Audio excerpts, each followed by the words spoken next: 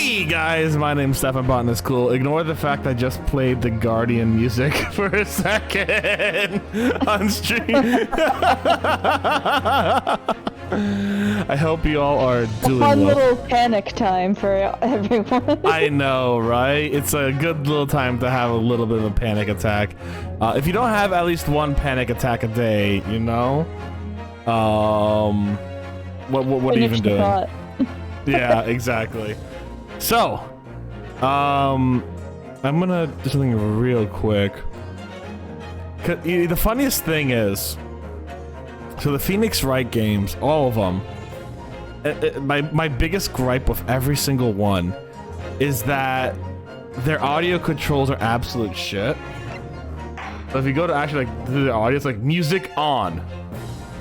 Is it like, can I lower it? No. So well, yeah, I guess it's because it's like, just lower your volume. Yeah, but the problem is, translating it to the PC, I'm always worried that the music's too loud on this game, and we're not loud enough, and we're loud enough. I just get panicked all the time about it, because I am anxious as fuck about it, but yeah.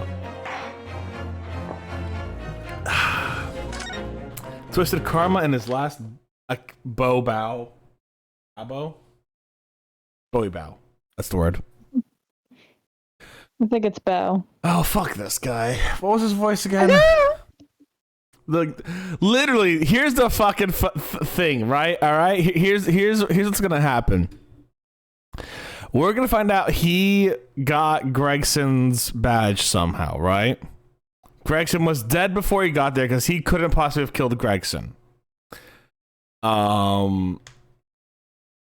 Yet somehow he got he knew Gregson was dead the day before, and he's trying to make this up, he's trying to make this whole thing up happening, and then like he probably didn't kill Gregson, but someone probably did, and that someone's gonna be the next game.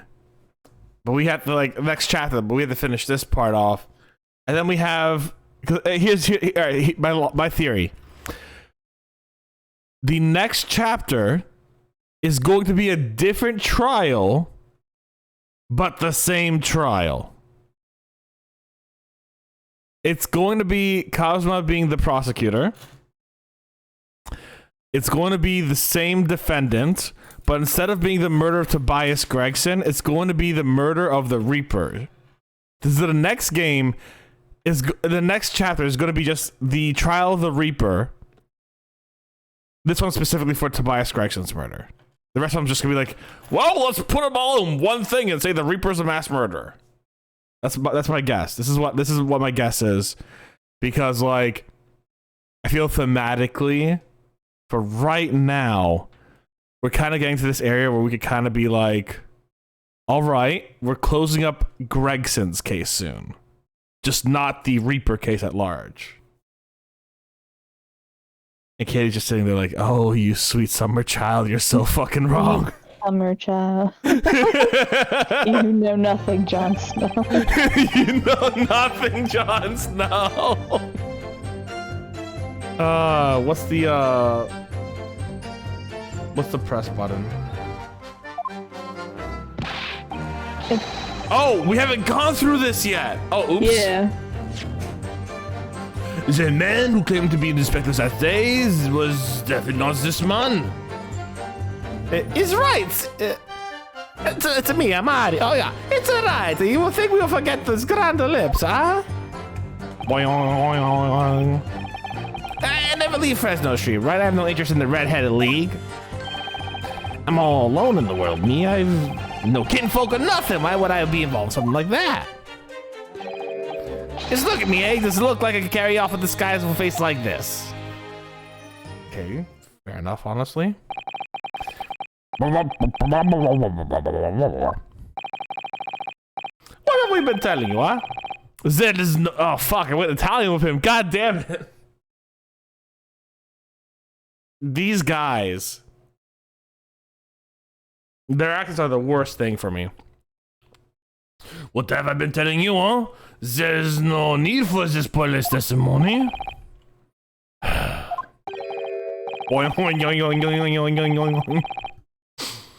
That's right, no simple pal, remember? Fresno Street's all I know.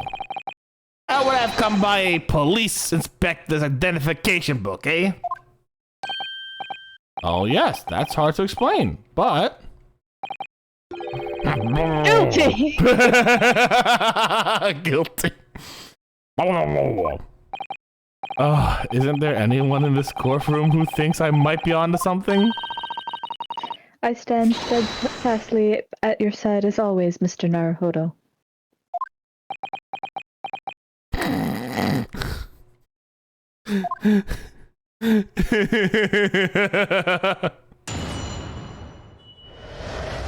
He said a brief investigation. A brief cross-examination. So I don't think I have a limit, but I don't think I'll be able to do too much. You know what I'm saying?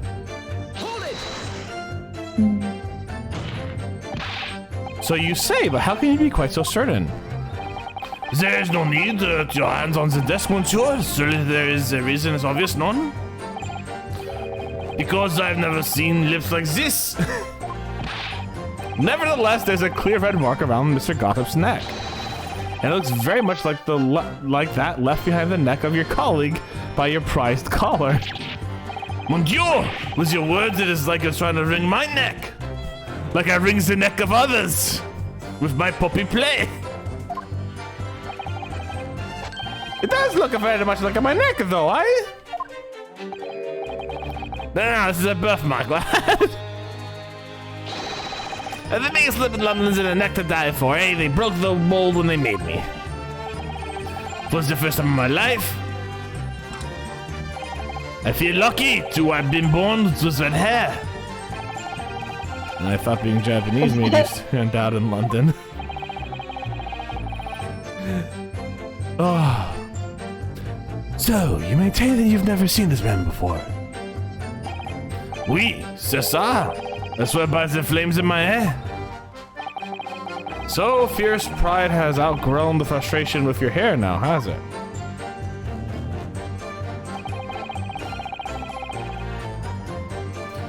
How can we prove that he was punched yesterday? Like sucker punched in the lips. How can we prove that? That's the question. So like I feel like that might be an answer. But yes, I don't imagine I'll forget those lips in a hurry either. But that's what I'm saying. For some reason, it makes me want to eat No! What? First off, eclairs are delicious. But how does this lip make you like? Hold on. How does that make you want to eat an eclair? Eclairs or cannolis? Which one's your favorite? My personal favorite is cannoli. I know there's a difference, but it's escaping me at the moment. The cannoli is the hard shelled exterior one with the open ends, and the eclair is the soft cakey one with the I think it sometimes depends, because I'd rather eat a bad eclair than a bad cannoli. But okay. I think I might prefer a good cannoli over a good eclair. Fair enough. Does that make sense? No, it does make sense. The lower is lower and the higher is higher. Yeah, I gotcha. No, for me, it's like if I had the choice between two, I think 90% of the time I'm choosing the cannoli. It's like, oh man, I had a New York cannoli once. Oh, that was good. I don't think I've had a lot of cannoli either, so... I'm just saying, for some reason I have a bad taste in my mouth thinking about it, so I think I must have had a bad one once. Fair enough. Fair enough. We'll get a good cannoli one day. I'm sure we've had a good cannoli, I just... Now I'm hungry. now I would like to try both. Same. What?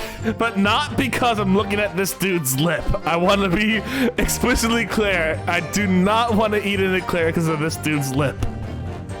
And I do not know why you want to eat an eclair because of this dude's lip. You know, I've never seen the hair as black as yours I've been before either.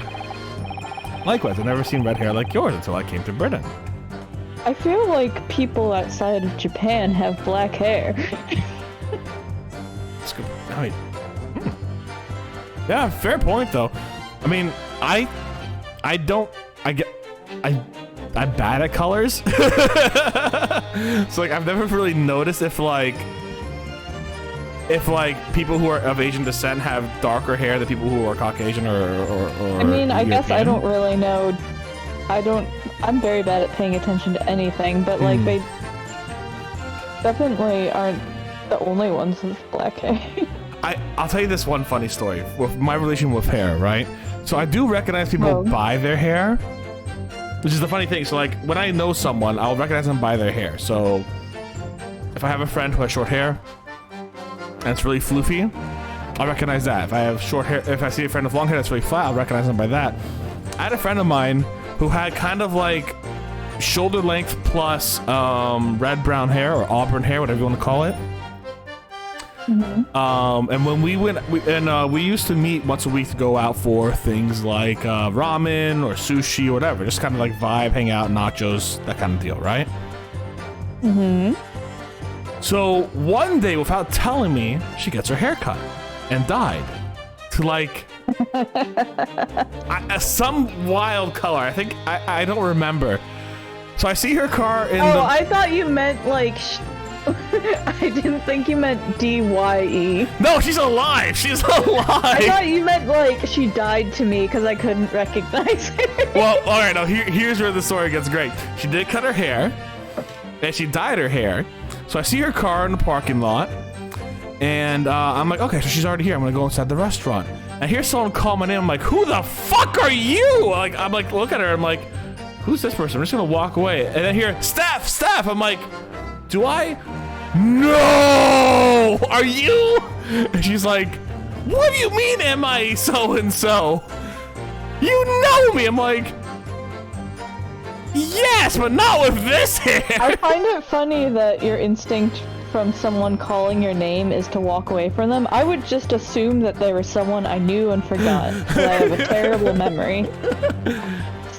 Like, I guess that's how you would get me into like one of those black vans. Where you'd just be like, hey, come over here for a second, Katie, and I'd be like, okay. I found it funny because like I didn't recognize her. It took me, I want to say, a good month to get used to her, how she looked at that point, because she went from like shoulder mid-length hair to really short hair at a different color. And I had basically like made her ever since I met her like sophomore year of college, I made her like I recognized her primarily through that hair. It's the same thing when it comes to like Discord icons too. Now that's a different matter. Because that's like all you see visual. But that's exactly how my brain works with people though. I see one thing and that's them.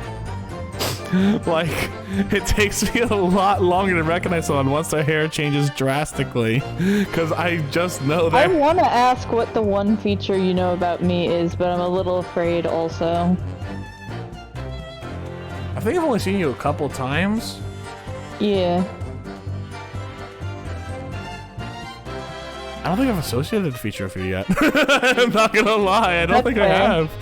I have. I mean, that's fair. I know I associate Elijah with his hair. I associate Kevin with his beard. That's our manager. I associate... Wow, a lot of hair things, huh? I associate... Who else do I know? I don't know a lot of people. Alright, that person who I'm not going to name I associate with her hair. This person I'm not... Oh... This dude I associate with his voice. I can't associate him anywhere else. He has a fucking wild voice. Oh, okay, this person, I associate her primarily because of... I'm just going down my list. I associate her with, again, her hair. Huh. Yeah, hair. A lot of it's hair. Most of it's hair. I'm looking down my friends list. I have... Here's the funny thing.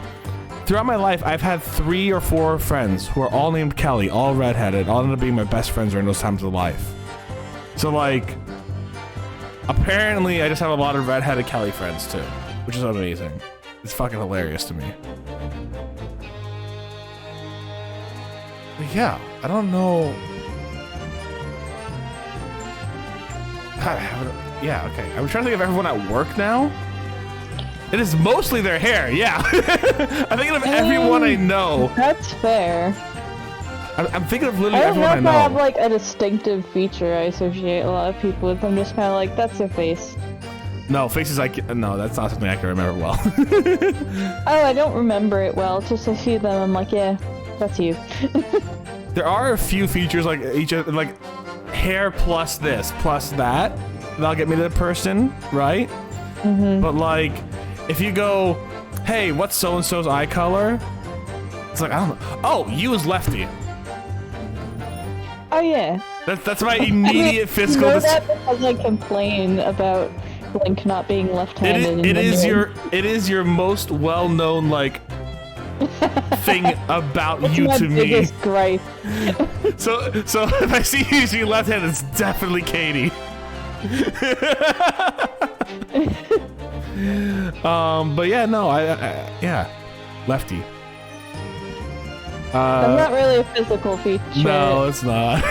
I've barely seen you, if I'm being perfectly honest. No, that's fair, which is why I was curious, but like... I think I've seen you a total of 3 times. I will come visit you someday, I promise.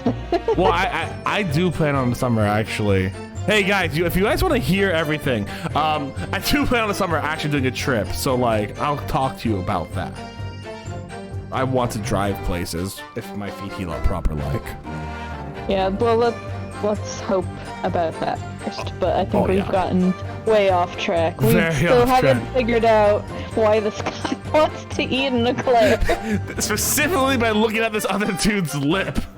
Like, come on. This Mario voice. Ah, see, maybe it's a national trait, huh? Maybe other people from this man's country have a grand lips. Boing, boing, boing. That lad was born right here. What voice was that? I was born right here on Fresno Street, and I've never left. Oof, that's the problem. See? So you definitely didn't go to the park on Lime Street that day, Mr. Gossip. How many times have you got me say, eh? God, that lip bothers me. Because here's the problem, right? I've bitten my lip and it's felt like how it looks here. You know what I'm saying? Mm-hmm. And I'm just kind of like, oh God, I hate this. So, you'd heard of the Red-Headed League, had you?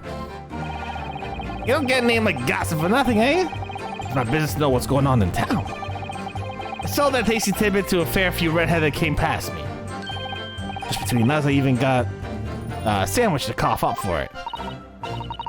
Well, he does have a very red nose, if that counts.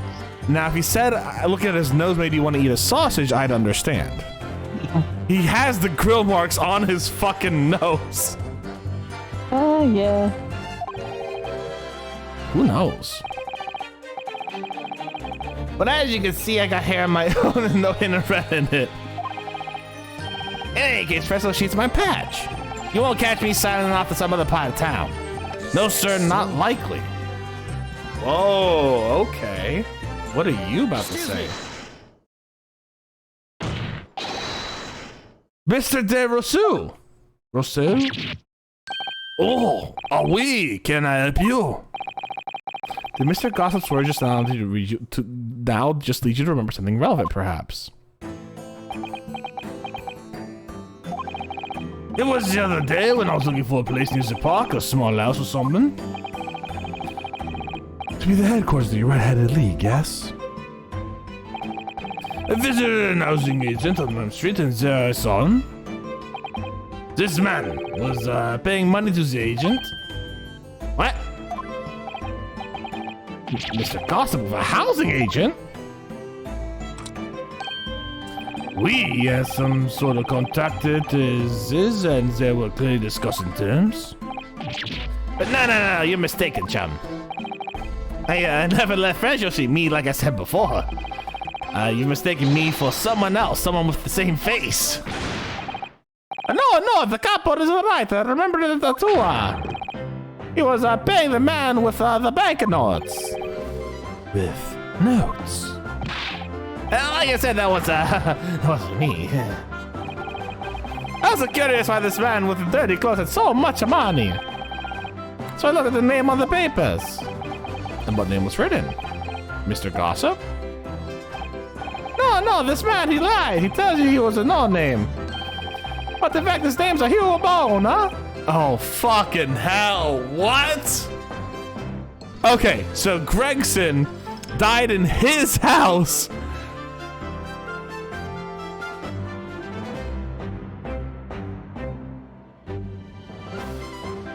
Okay. It's better than Mr. Gossip. Now.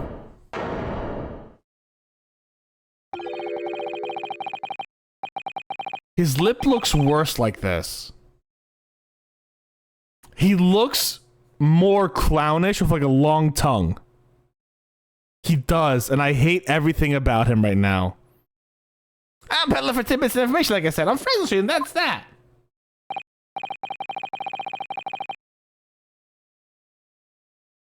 Don't much like folk talk about my personal life.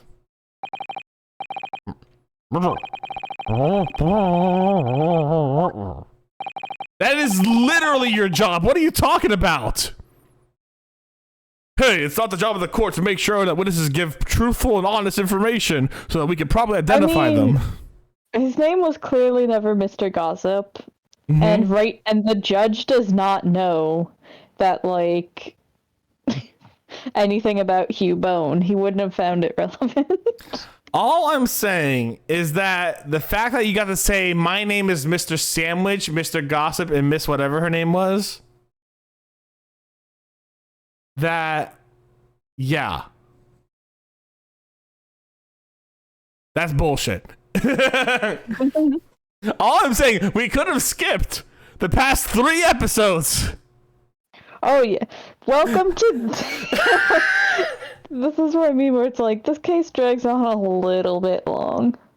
We could have skipped 3 episodes of content of great Nintendo Zelda-based jokes. Well, therein lies the tragedy, right? I know, right? It would have been tragic to not have that.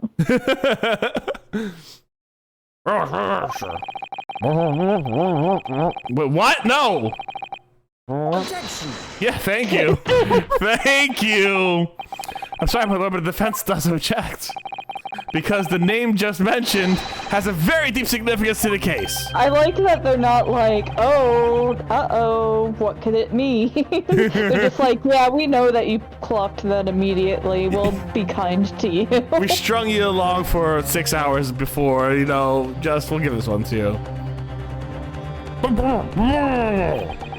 As it happens, my lord, that particular name has already been mentioned during today's proceedings. Hugh Bone, the name of the leaseholder of the room. Let me put this very simply. The victim's body was discovered in your rented room. I suggest, sir, that you start talking. Really lucky that he was a witness. Yeah, I know. Well, I mean, he had to set up shit in his own room, didn't he? Like, he had to set that shit up to frame someone to do something, and then he kind of had to be there to do the things, you know? Like, it's this weird way of like, yeah, it's hinging on the fact that nobody knows his name, that no tiny red-headed Italian peers over at your paperwork coincidentally 3 days before. You know what I'm saying? I hate, that's such a big lip. It's better from this angle, thank you. Okay, I appreciate that more than I appreciate it the other way. I suppose it might be the case, eh? It will. It will? Teehee, forgot. I do want to say, you know how the lady before was working her hips too? Yeah. This man working his hips. If you saw that hip splat, that hip bump that he had going there, he had the best hip bump out of any character we've had so far. So your real name is Hugh Bone.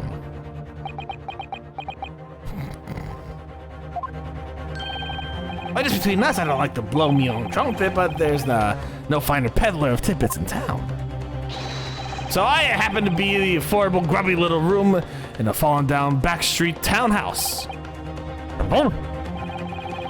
And once every 6 months, I go and pay rent to the agent on Lime Street. Hey, I remember now. There was 2 vulgar redheads in there last time. Ah, viele was so vulgar is that to me. Like again, Peppino. You said the fuck word. Why didn't you bring this up before? I felt like being silly. It's like I told you already. I don't like talking about my personal life. I'm a tidbit peddler as far as everyone else is concerned. No fuss.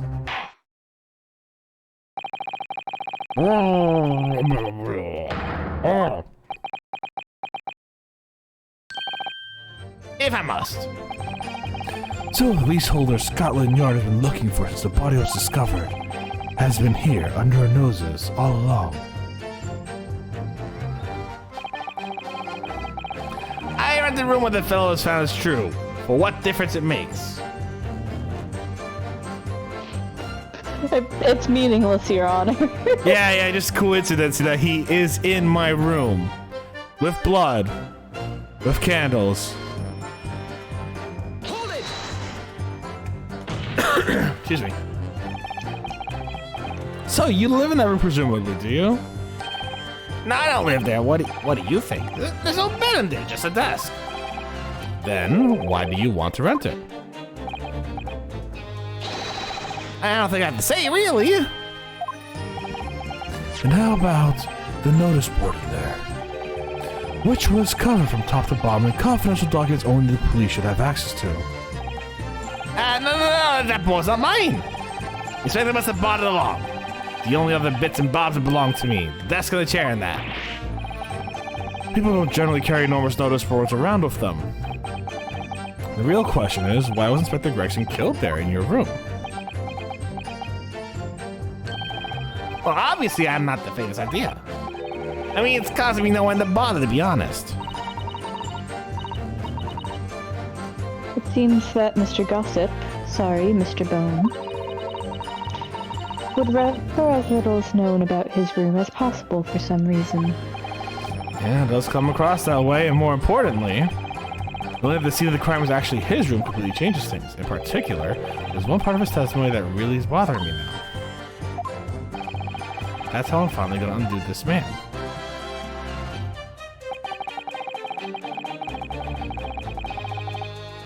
I want to see the other ones.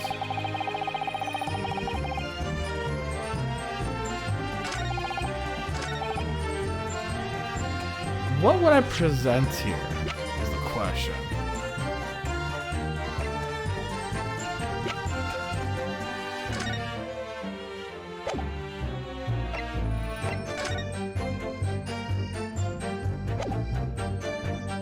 You know what I just saw in here? I know this is an A here, but it looks like an R, and I'm like, Team Rocket. They're here too.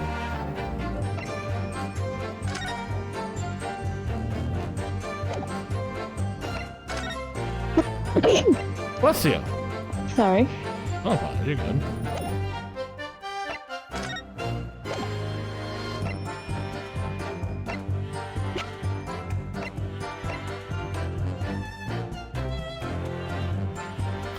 Why do you have a picture of Mrs. Vigil? That's a good question. Creepy man.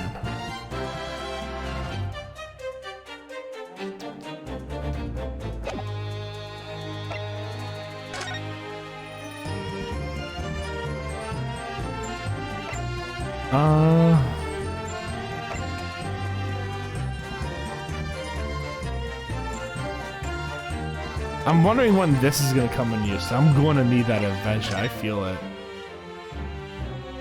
I feel it.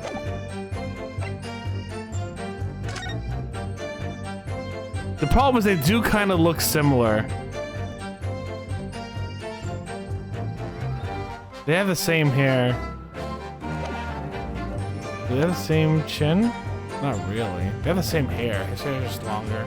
They look similar, but it's not enough to really get him on it, is it? No, and his nose is different.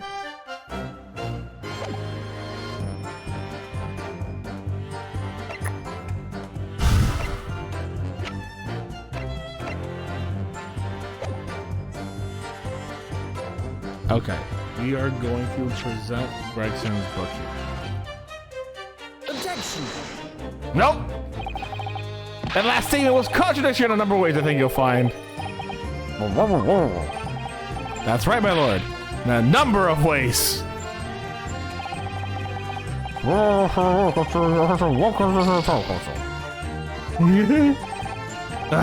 Made a bit of a mess on that. In a number of ways, actually. Hold it. You mean you have no family? No, not at all. So I spend my days at fellowship peddling tidbits to passers-by.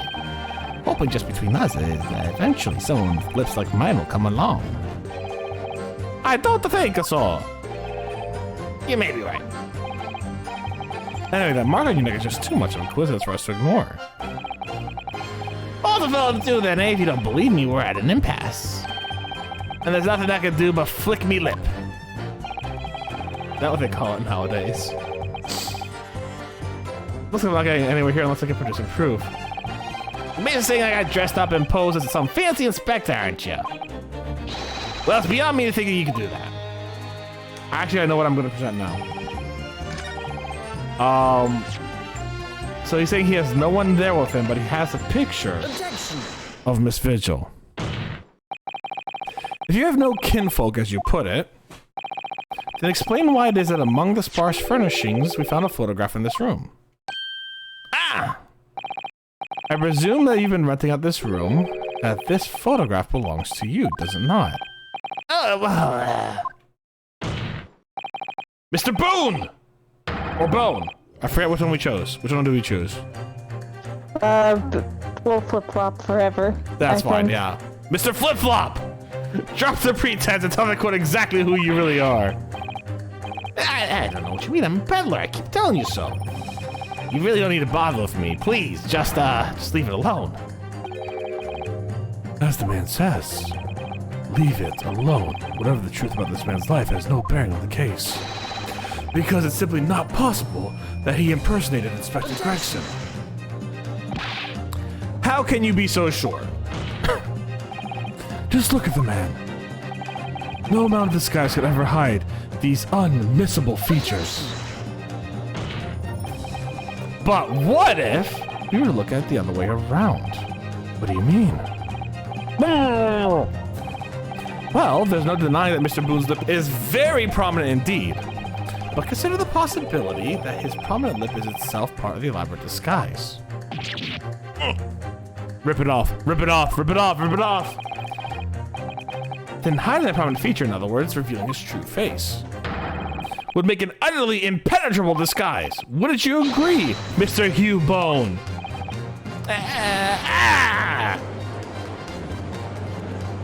He really does remind me of Waluigi, because of how fucking, like, scrankly he is.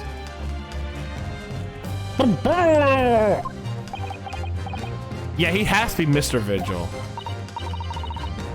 If that's a disguise, then underneath it, his true identity must be... Yes, that's right. There's really only one person he could really be. My lord, the defense believes it can reveal Mr. Bone's true identity to the court. No, please, no!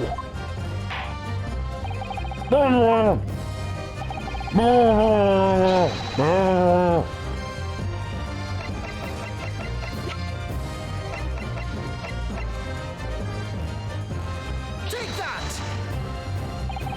Your real name is actually Mr. Vigil, isn't it? Mr. Daily Vigil. Yeah! A name I encountered yesterday, my lord. It has to do with a certain client of Herlock Shlom's. A young gentlewoman came to the detective asking him to locate her missing husband. Thank you, Mr. Renaud. Now I can feed Iris all the kicks she wants for the next month. You hear Iris in the corner. Oh, Hurley. Day, I shan't starve.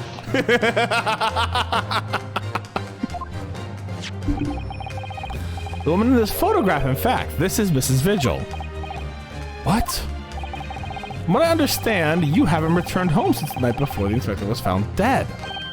Yeah. But of course, on that night, you were being held captive by the two red-headed league men. And last night, you were put up here by the prosecution service for preparation to testify for this trial. Because we've been led to believe that you, Miss Venus, and Mr. Sandwich were all homeless. Being important witnesses in this case, we needed to know where we could find you, of course. And that explains why you've not only been unable to return home, but also unable to contact your wife, who's been beside herself with worry waiting for you at the Vigil residence. Nah, you hold on a moment. I don't have the first idea. What I'm talking about? Really? How do you know I was going to say that? It's simple enough to confirm our suspicions. All we have to do is pull off at the skies. No, please. Oh, fuck! He's been just like, hey, guys, I know you're not the bailiff, but can you, like, restrain the shit out of this guy here real quick? Thank you. He's just like, oui, my lord, I have the color.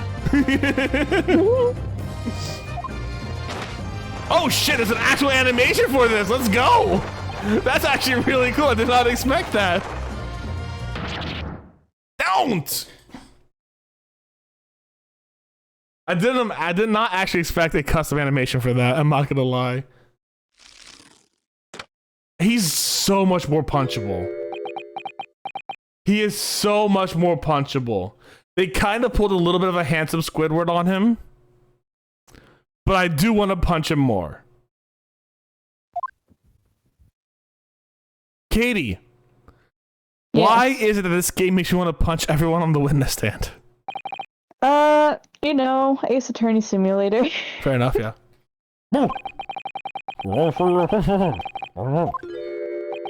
When did you change clothes? Okay, I gotta do high refined British. Did I say high refried?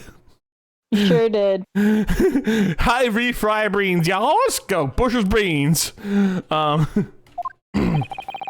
Lift your head, sir, so the court can see your face.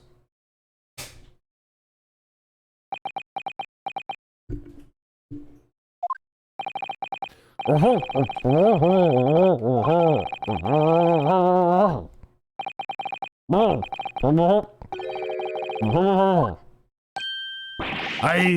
don't believe it, but... See, there is no question. This is the inspector we saw in the pod.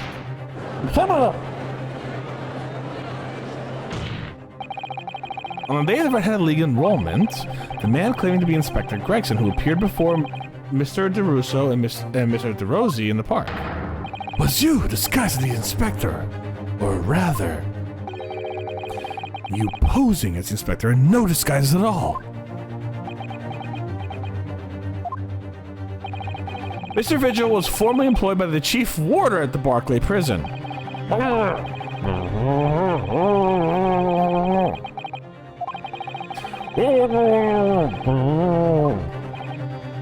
Well, it's been 10 years since Mr. Vigil worked at the prison. 10 years.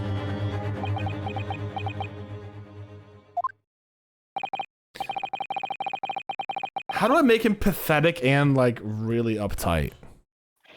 I don't know, man. I'm dreadfully sorry about all this. That's good. Yes, it's true. I am Daily Vigil. And you were the chief warder at Barclay Prison 10 years ago.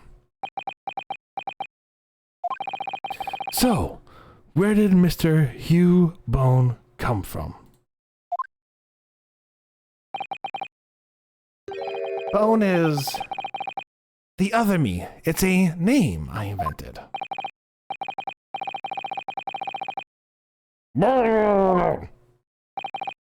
I'll explain everything. I'll tell you just how wretched my life has become.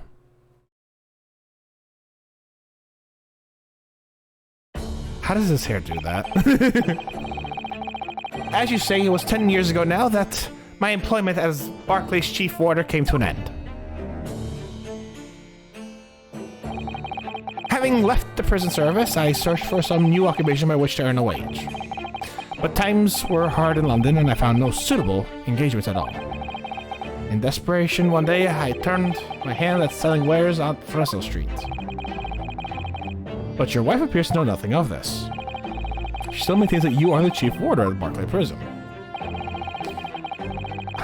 I was utterly determined that my wife should not know my other feelings, which is why I have never told her.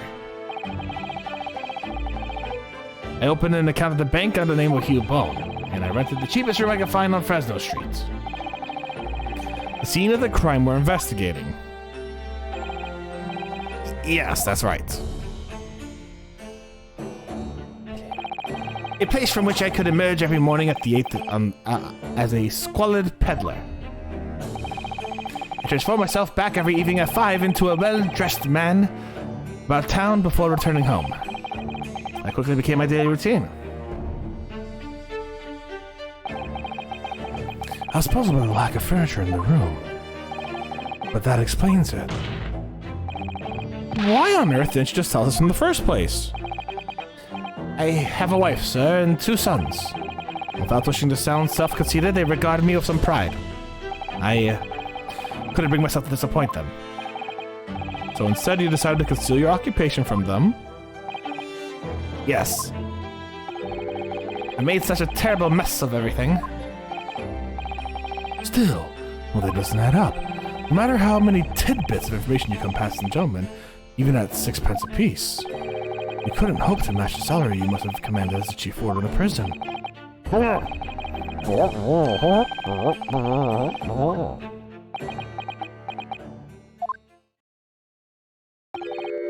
That was all thanks to Inspector Gregson.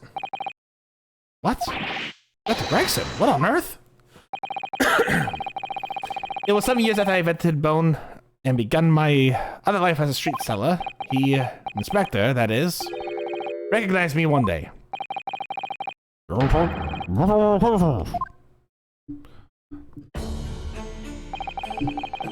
knew him from my time working at the prison. And when he saw what I'd become, he was deeply troubled for me and my family.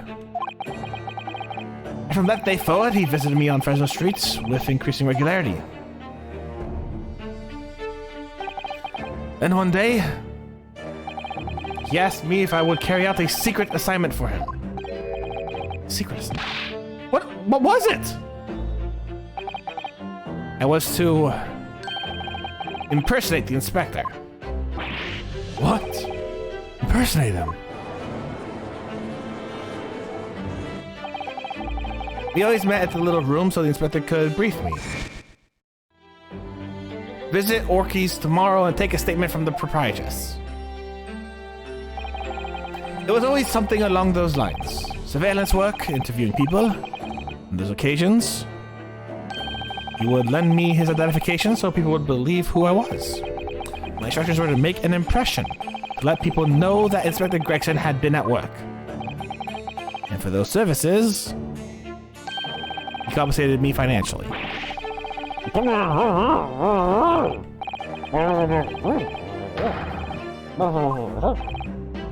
why? What was the point of your impersonating him? I truthfully do not know. All I can say that the inspector warned me on numerous occasions. Now remember, Vigil, I need your solemn word. Don't blab about this to anyone, alright? Ever. Even if, well... Even if I end up a croaker. Failed step 1. In time, he started bringing papers with him to the room as well. It became something of a second office for him. So, in fact, the person who declared himself to be Inspector Gregson at the park on livestream was really...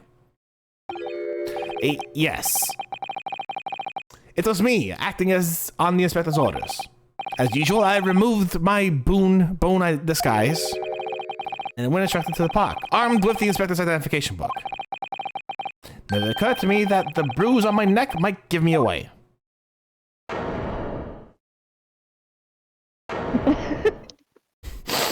Renosuke looking so confused. The poor man has been through so much. He's just done with everything. He's just done with it all. But now we just strengthened his defense. Fuck this. We strengthened the prosecutor's argument. Well, it would seem this confession completely destroys the defense's case. Yeah, see, exactly. What are you about to say? No, I forget. That learned friend's assertion was as follows. The victim was killed in another location on the day before his corpse was discovered, at the hands of those two red-headed League men, when they imprisoned the inspector. Ow! That hurts. But no, that can't be. Ow! Dainty hands. It was such a weird slap sound. Excuse me. I thought it wasn't the inspector went to the park today, it was me. Oh goodness. Already we have clarity. We have nothing to do with the murder of the inspector. And merci, Monsieur de la Defense, for proving it. What? What?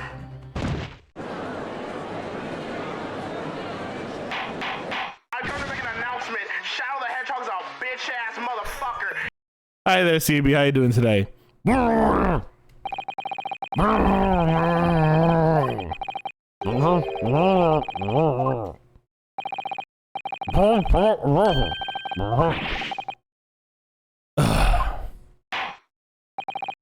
Guilty.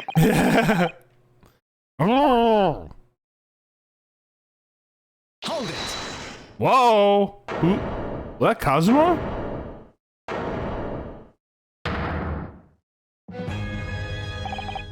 I know, right? The judge talking about shadows wild. Pardon me, my lord, but with your permission, I would like to pose one further question to the witnesses. Kazuma? I have legit been spending like a long time listening to this song specifically. Just like casually while working. I find it... Kazuma's objection? No, the revival of the prosecutor, whatever it's called. A resurrection... Yeah, this is like his prosecutor theme, yeah. Yeah, sorry. It's called Revival of the Prosecutor. Yeah, because he was dead. Oh. I thought there was something symbolic there. I was overthinking it, never mind. I mean, it is symbolic. Alright, see you later, CB. I thought this would be symbolic over the fact that maybe like his father was a prosecutor or some shit. Like, I don't think he was. I think he was literally like, I don't remember what he did, but he did something. He might have... No, I think it was Benson Cool in the exchange program. Now I can't remember. I want to say defense attorney, but I don't know if that's correct. Yeah. Hey, Cherry, how you doing? No, yeah, maybe. Either way. Yeah. Either way. It's a good song, though. It is dope. I love listening. I love listening to it. Alright. How you doing today, Cherry? It concerns the events 10 years ago. I believe you would have been present at the very significant execution that was carried out at the time. 10 years ago? The execution of Professor Genshin Impact. I want to know exactly what your involvement was. Oh! Answer me, man.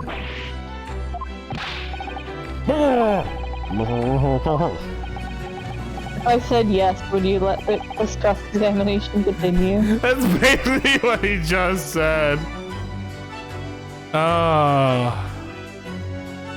Naturally. It's the prosecution's belief that this case and the events 10 years ago are inexorably linked. Kazuma. Nah. Something else, calm, collect as usual. You should give me your sword because you don't deserve it. My friend is getting harassed because they kicked someone off of Discord. Well, that sucks, dude. I'm sorry to hear that. Hopefully it's all able to blow over soon. Poor Kazuma-sama. No wonder he's acting this way. Mr. Vigil's memories of what happened 10 years ago. Would tell the tale of Mr. last moments. Her own father.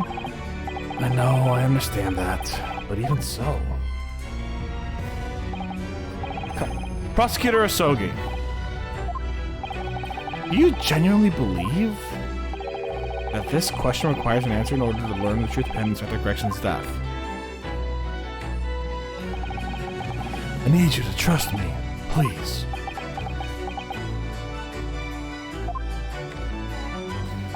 Very well. Then the defense has no objection.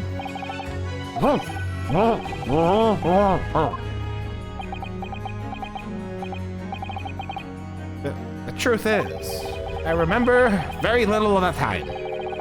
You've forgotten? I'm sorry to say, yes. As I said, I resigned from my role to prison 10 years ago. But for some peculiar reason, my memory of the events leading up to that moment is extremely hazy. Is that not strike you as strange, Mr. Naruhodo? Sorry? Well, 10 years is a long time. But you have forgotten the reason why he left such an important job. Yes, you're right. Not only that, Mr. Vigil's claims contradict what we already know. The human spirit is a fragile thing. It's broken all too easily, which is why we have a tendency to wrap it up for protection. Sorry, the human spirit. I'm afraid I don't understand what you mean. When we experience pain and suffering that we feel unable to bear, we block it out, obliterate it from our memories, seal it away. But it never truly leaves us. If the seal is broken, and the chains are unlocked with this special Magatama,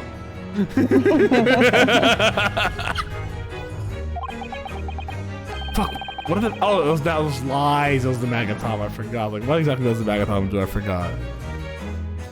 And when they do, the fragile spirit may finally be crushed. But I really don't. It's not enough. But if it must be crushed, then so be it.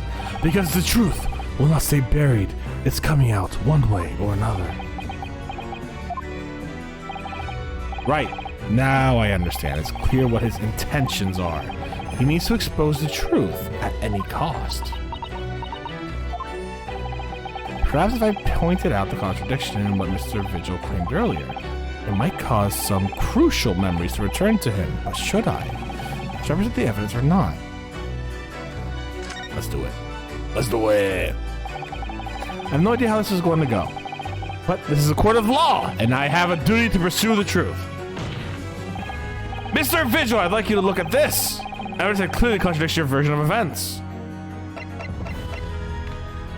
Take that! Just a few moments ago, you made the following statement. I resigned from my role at the prison 10 years ago.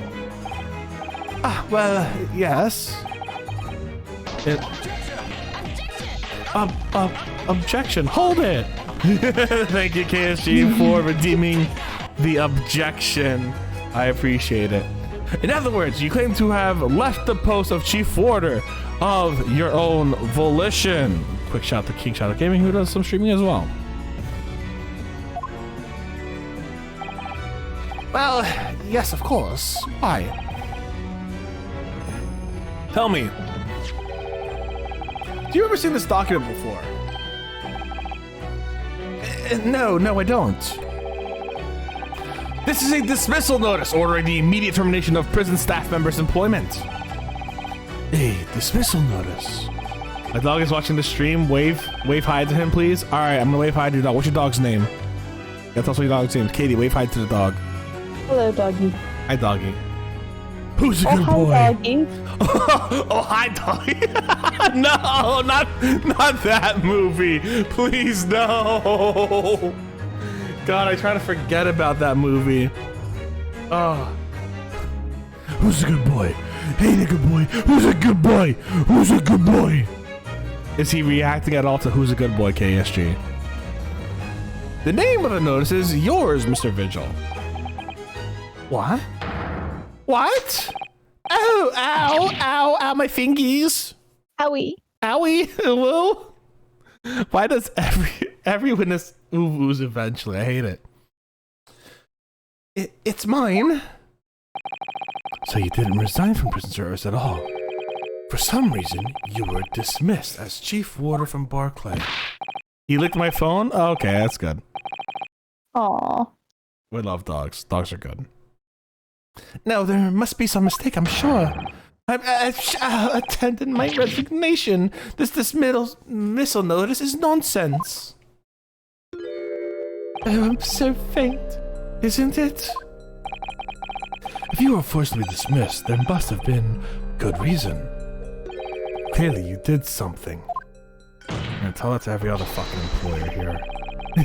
Good reason to dismiss someone? Not American companies. Mr. Vigil, it's time to break the seal and have you remember. That sounds like it's like some possession thing. According to the few remaining records, the final execution that you supervised was on June 17th, 10 years ago. And on that day, something very serious took place at the Barclay prison. The 17th of June. Akira!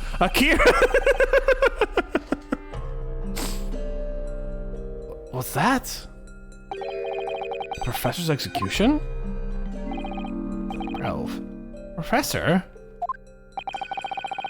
And you were the chief warder at the time, it stands to reason that you would have been present throughout the proceedings. It does sound familiar.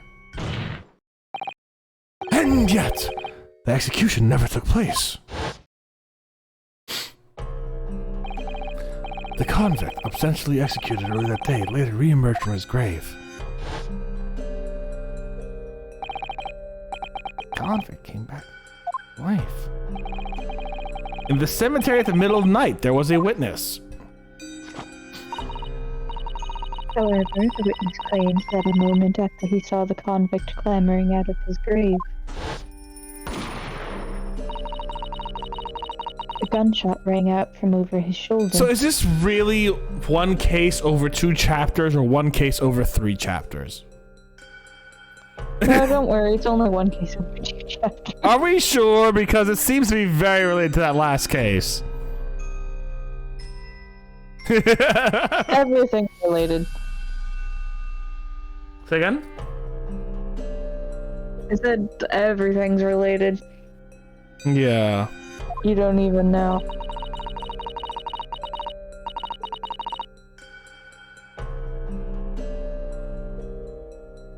And the bullet pierced the professor's chest, killing him instantly.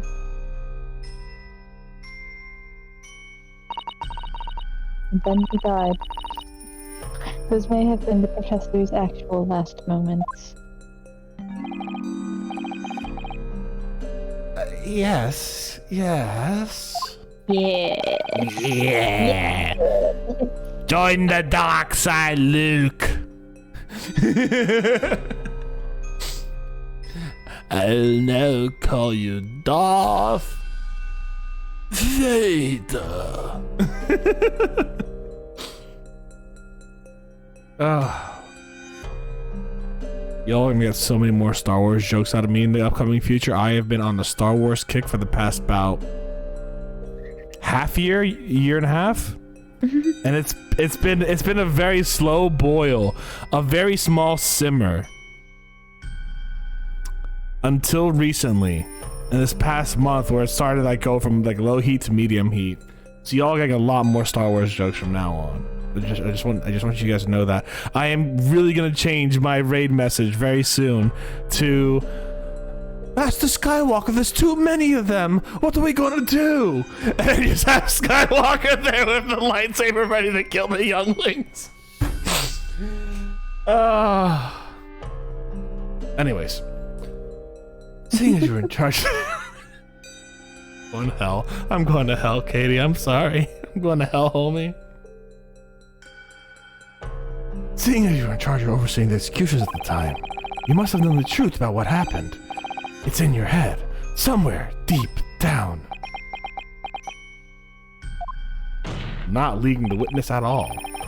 Well, Chief Warder Daily Vigil.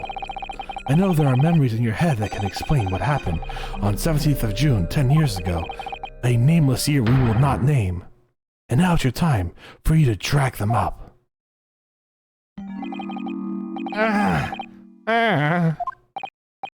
Mr. Vigil? Okay, for real. Why is this Cosmo guy kinda hot? To be fair, there's a lot of hot people. Like, real quick, just to show you some of the hot people. First off, Sholmes is pretty hot. Let's be real. He's kind of hot too. Yuji Mikato's kind of hot. Even Seishido's kind of hot. I do not think he's hot. No, it's the lamb chops that do it for me. That's not good. No. Yeah, Baroque's hot. Yeah.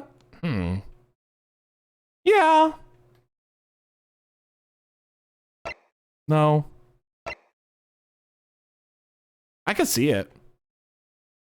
I like that chin a lot. That chin and those jawline, that's kind of hot. Fucking steaming, baby. I'm just saying. Yeah. Yeah. Yeah. Yeah. No. Maybe. Unclear. Unclear. No. I want to punch him, but I think objectively he is kind of hot. I think he'd be the third. I think he would be a first thirst trap TikToker. But do you not see it in that smug little ass way? Like he'd be like biting his bottom lip. Like in that specific frame. Mm-hmm. Kind of. I mean, it's two asexuals being like, "Is this person hot?" That's a good point. Yeah. Peppino is adorable, and I love him. I want to pinch his face and give him a smooch on the head. That's all I can say about him, and I love him to bits. But like the hottest people on here, Asogi for sure. I think Tobias is kind of hot. I'm not gonna lie. Baroque. I kind of think Seshido fucking is hot as hell. Not gonna lie. And Herlock pretty hot, but I think Herlock's at the bottom of that list. I'm not gonna lie. But, I don't know if I'd count it as hot, but I love Gina's character design. Yeah, she's It's very really pretty. good. She's very pretty, and her design is really done well. Like Susato's very pretty as well, and like everyone is either very pretty, cute, or whatever. Like they're all so well designed.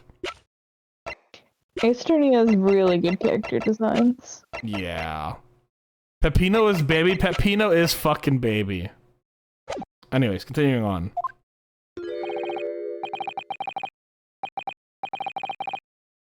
What is this? What? Cosima, kiss me please, Cherry. We'll see what we can do about that. All right, bud. I think Katie's first in line for that though, because she's been playing this game longer than we have. For Cosima, kiss me. Cherry said, "Cosima, kiss me, please," and I'm like, I think Katie's first in line. Why are you assuming I want to smooch him?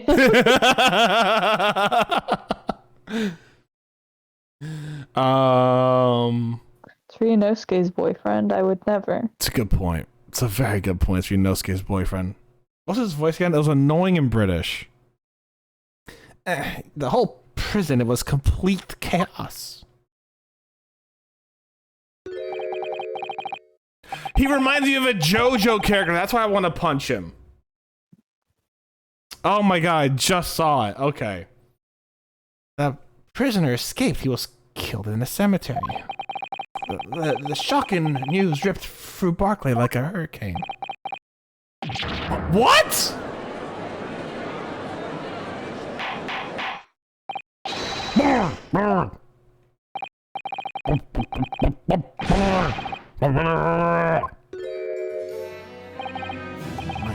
My head, it's like some floodgates have been opened. The images, the screams. Oh my goodness. This is, remember guys, this is super safe to do outside of a therapist's office, obviously. You know, just make this guy have his repressed memories come back to him. This is what AA5 is all about, baby. It's just pressuring people to relive their traumatic experiences. I thought it was about freeing the orcas. No. Okay. That's only one case, and it's a DLC case. Which is the most tragic thing. Papers. There were reports, articles about a man who'd seen a ghost. Yes, Enoch Tremor.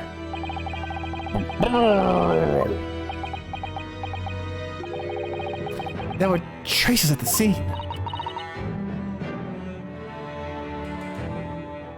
Traces of what? Yeah, we give for a few minutes. In Lowgate Cemetery, plot 139. Blood. Lots of blood.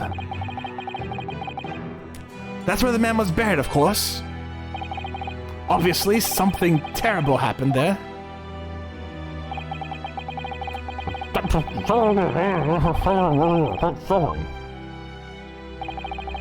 I reviewed the police records from the time extensively. A thorough investigation was conducted by Scotland Yard to ascertain how the convict managed to escape in the first place. Hey, Bloom Doom. And the conclusion reached by the investigation team was that a member of the prison staff must have been involved. Oh my god, this dude. This dude's fucking going on a merry-go-round, baby. Yes, yes, and I was suspected of doing it. Of using that mass murderer's execution as a way to help him escape. Wait, wrong voice. You did what? I remember now. Oh my god, he's actually getting me dizzy. I remember now the horror of it all coming back to me. Can you stop? You're actually getting me dizzy. I'm gonna like put my hand up. One evening a few days after the execution, some detectives came to the prison. I was called to the governor's office at the top of the watchtower. Okay. Whew. Fuck, what was his voice? I'm sorry, Dilly. This is serious business, but I can't help you. Chief Warder, you're responsible for overseeing the execution, I thought, eh? There we go, that's his voice. Well, it seems the fellows of Scotland Yard want to have a few wee words with you about it. You'd better pack your things, laddie. You're the attendant person. Bro, he's a Chad? Yeah, he's a fucking Giga Chad, dude. As soon as he told me that, my mind just went completely blank. And slow down, please. The professor, the most hated killer in our country's history. And I let him escape. I'm finished. Wait. In blue? It's over. Wait, he jumped fucking...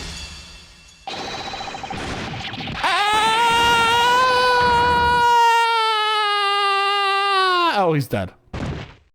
He's actually dead.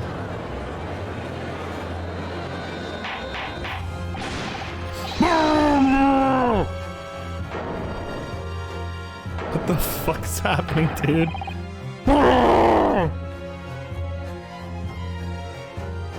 So, with Mr. Vigil's collapse, Oh shit. proceedings came to an abrupt end for the day.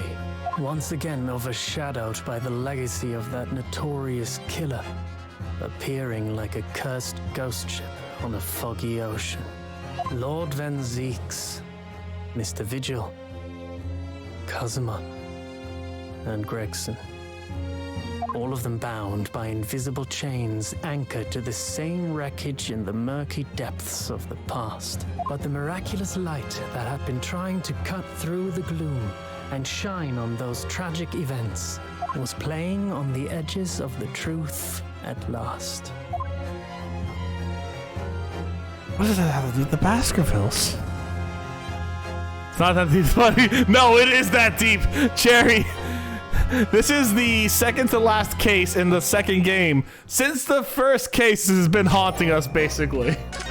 It's the first case in the first game it's been haunting us. It's that deep. Like, this game is fucking something special. 2nd of November. All right. How about we do this? All right. We take a little bit of a break. I know it's a little early to take a break, but I think this is a perfect time to take a break. We go get our waters. We go use the restrooms, all that kind of stuff. If we need to take a break later, we'll take a break later as well. That's fine. But how's it sound to you, Katie? Sure, that sounds good. All right, guys, we're going to take a break. I'm going to put on an ad for 3 minutes. That way there's no pre-rolls, and we'll be back in a moment, all right? See you guys in a second.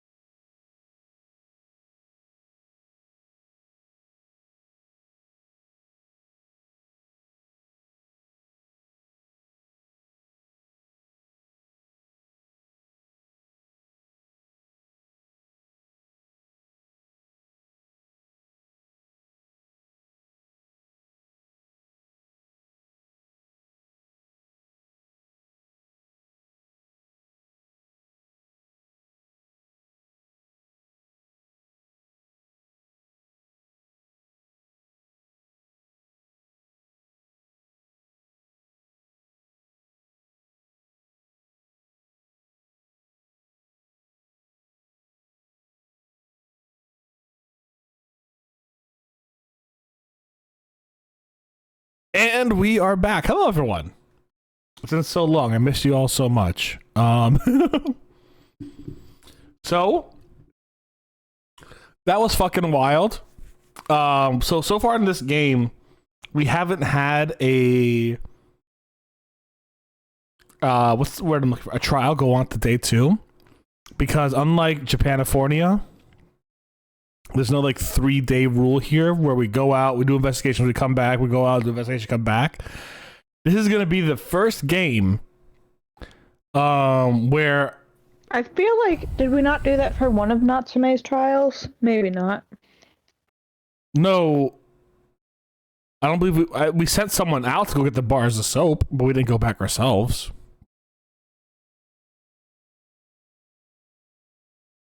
But like either way, like this is the first time that in my memory that I remember having like actually done this since game 3 of Ace Attorney. So like this is wild. I'm excited. I still can't quite believe what just happened. I know. I inquired with the bailiff after the court session was adjourned. It seems Mr. Vigil was taken to a hospital to recover. Let's go harass him. Right.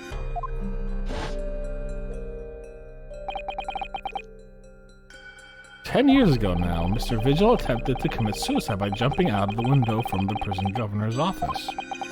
Ever since then, he's completely blocked the memory of those events from his mind." Fair enough. "Nobody knew his secret, not his family, not even the man himself. But I forced it out in the open. Was it wrong of me to do that? Did I overstep the mark? I wonder.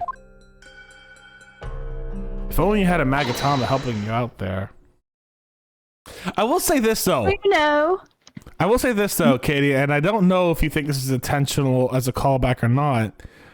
When talking about this dude's amnesia, they were using chain metaphors a lot.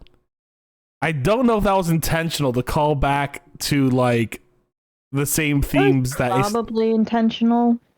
Yeah. Like to some degree. Yeah. But I just thought it was just, I'm like, oh look, there's chain metaphors here. There's a lot of them. Like, especially with certain things that come up, mostly in Ace Attorney 5. There's a lot of chain stuff in Ace Attorney 5. I don't know how to get into it without spoilers, but... Okay. Oh, then again, it might have been spoiled since you read my fanfic, but... All I know is that the Magatama does come back in, like, whenever Nick becomes a defense attorney again. That's his thing. Like, I do know this. I know that Nick uses the defense of the Magatama. Athena uses, like, voice. And... I almost called him Othello. What's his fucking name? Apollo. Uses like twitches and shit. So like, that's what I know. Oh, and Trucy uses her puppet to beat the shit out of enemies. But yeah. Oh, Iris. You were miles away. Anyway, I've heard... I'm gonna take a minute to get everyone. You were miles away. Anyway, I brewed a fresh pot of soothing tea for you. Oh, thank you. You and Susie have had an exhausting day so far, haven't you? Oh. Thank you, Iris. How thoughtful of you. Yeah, I don't know where Sholmes is. When we came out of the courtroom back in the defendant's antechamber, he disappeared. He's dead. Oh no! Oh, no, I don't know. He just suddenly sprang to his feet and left.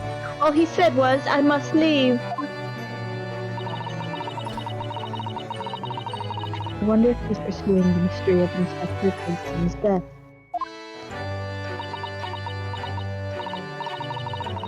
Well, you know what Hurley's always saying, don't you? Yeah, she's not having much time to process this either herself. Like, the poor girl.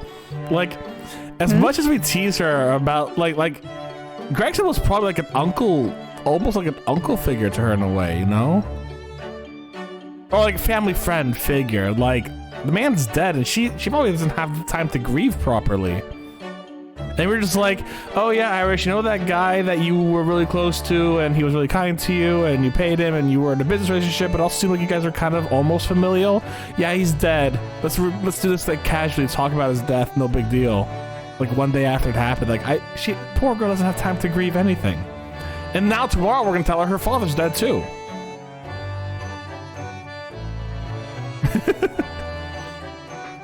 You know? I was muted, but banana. Banana.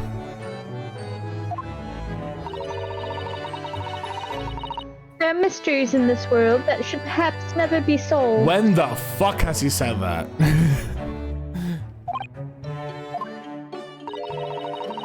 Well, the construction of a solution is only at the expense of the destruction of something else. When has he ever said that? What does that mean? He knows very well that when you open someone else's old wounds, you often open your own too. He just can't take his own advice and leave well alone. Solving mysteries is too important to him. That's true. That's so true. That's so fucking true. That's so true. And that's what I like about Hurley after all. I suppose that's a lot of Great Detective in some ways.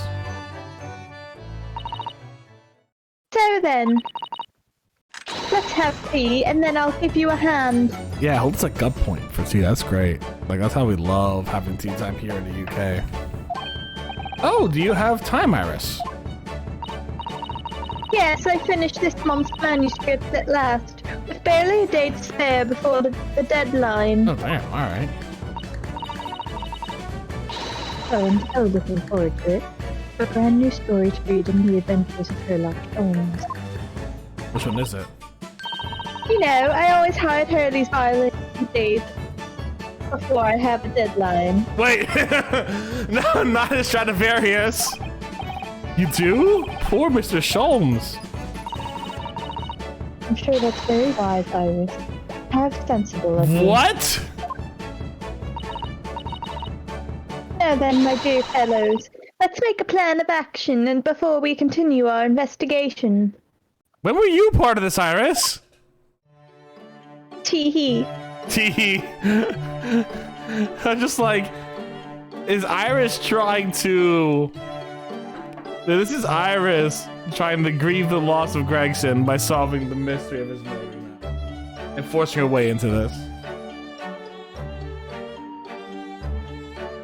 Alright, let's converse, Frank.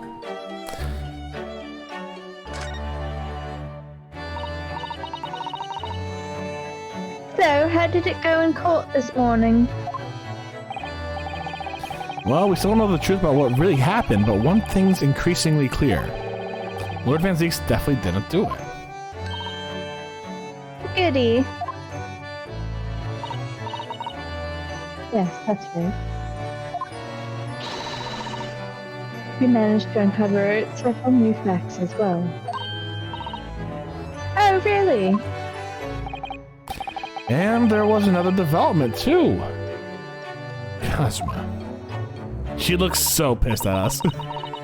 Yes, it's quite clear now. Kazuma-sama is not himself. And doesn't deserve a sword, yes, I know. The way he's acting, it's almost as if he's possessed. By Genshin. By a spooky ghost. By spooky ghost. I know, I mean, at the end of the proceedings earlier, he was like a bloodhound. And the way he was chasing down Mr. Vigil's forgotten past. He's not normally so mercilessly persistent.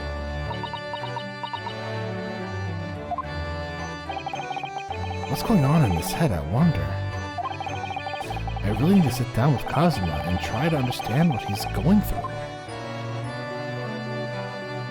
I take that sword back from him. If Gregson was really murdered the day before his body was discovered, then Lord Van Zieks has to be innocent, you see. the day before. Well, that should be easy enough to work out, just by examining the corpse, surely. Yes, you would expect so, but curiously, no time of death was included in the autopsy report. That is curious. There's still unanswered questions about Lord Van Zeek still, aren't there? Do you mean... What I mean is what he was doing there on Fresno Street that day in the first place.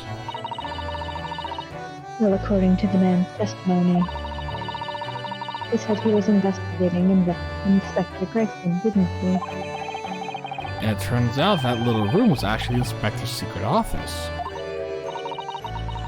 That sounds like it has all the makings of a wonderfully devilish plot. But then why wasn't notice board there covered in all those particular papers? Papers about the cases linked to the Reaper. I'm starting to get a bad feeling about all this. Oh dear, that sounds more like something horribly devilish. We must start by looking into Inspector Gregson's movements of late.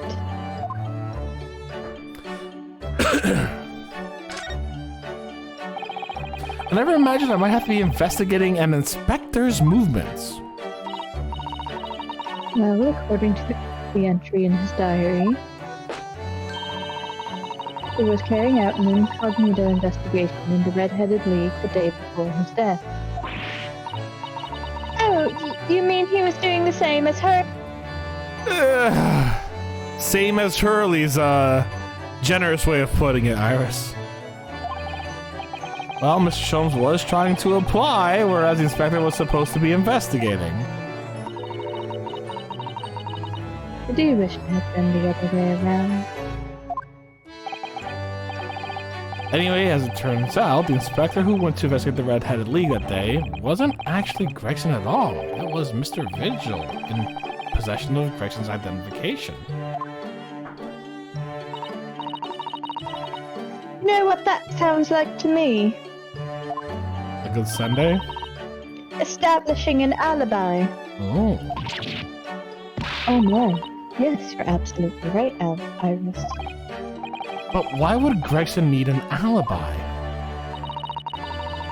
It appeared that the inspector had something to do that he wished to keep secret.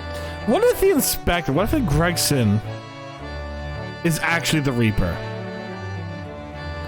What if Gregson was actually the Reaper? Like, crazy theory here, right? So Gregson's been on this whole thing. He's been on the force for a long time now, right? And he worked well with the thing. What if Gregson is actually the Reaper, and he is trying to like frame it on someone so he could go to Paris in peace with Gina to train her to be a detective? What if he is actually the Reaper? I mean, my gut says it's Strongheart, but still. You know what I'm saying? What if he's evil? What if the man we love, who loves fish and chips? And see, here's the thing. We can't prove that this man right here is Tobias Gregson. You know why? No fish and chips.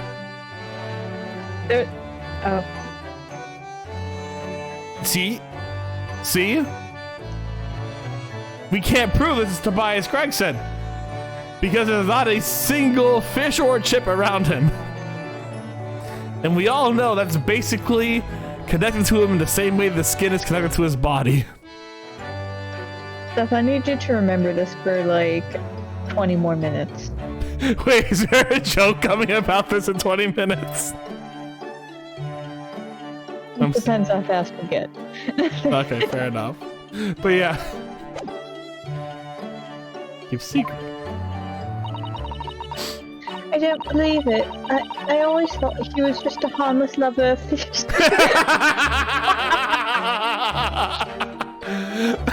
It wasn't even 20 minutes. I bet that's not even the thing you were waiting for me to get to, was it? No. No, okay, good. That was a happy surprise.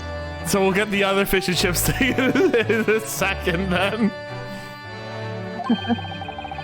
Perhaps they were something a little more potent than salt and vinegar. I do want fish and chips. Every time I play this game, I want fish and chips. The problem is there's not an English pub near me. I think perhaps we should try to move away from food analogies. No. Anyways, Lord Van Zeeks felt the need to investigate Gregson. Yes, I agree. We must try to find out what he knows.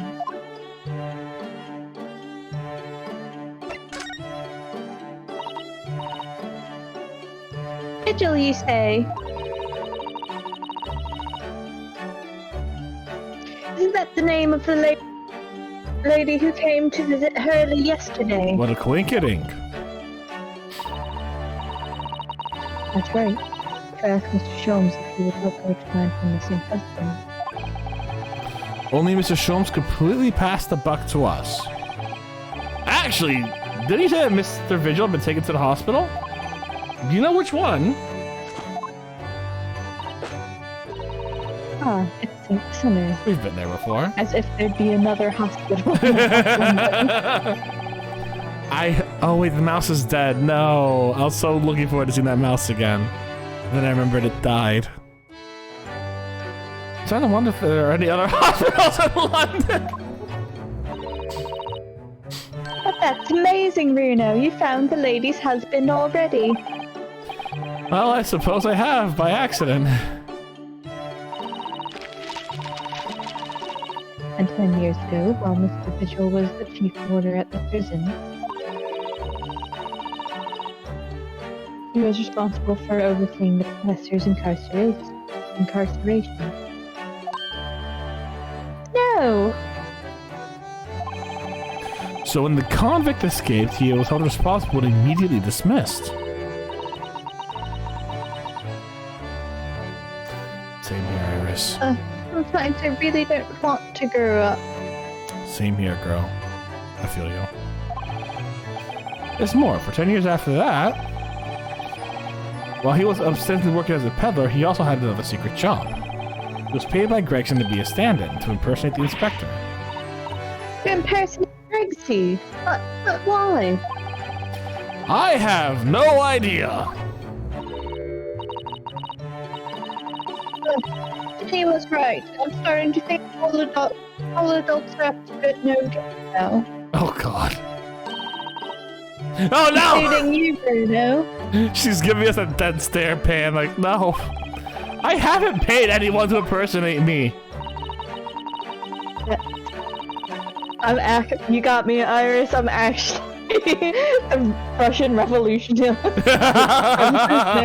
villain Bolshevik. I think I know. It starts with M and ends with Y. What? Money, yeah. Oh. That means he has ties to the professor and to Gregson, though. You know what? You're not wrong. I do think we ought to pay a visit to Mr. Vigil, don't you? Back to Saint Sinners, then.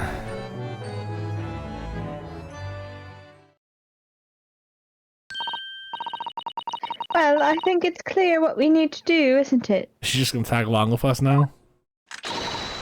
Yeah. Let's investigate, my dear fellows. Yeah. Oh, Iris, you're even more enthusiastic than usual today. If anyone has anything to hide, my special Wilson shooting iron will soon set them straight. That water pistol? It's stuffed full of a piping hot, extra special blend of mine. You just make pepper spray? And I'm quite sure it will be very effective. She just made pepper spray. Maybe we can't have to hide anything. It feels a little strange that Mr. Sholmes is nowhere to be seen, but still, let's go see what we can find out. Do we have another Dance Dance Seduction coming up soon? Pardon? We have another Dance Dance Seduction coming up soon, don't we? Maybe. Maybe. It depends on how far we get tonight, honestly. Well, soon as in the next 2 episodes soon is what I meant. Yes. Yeah.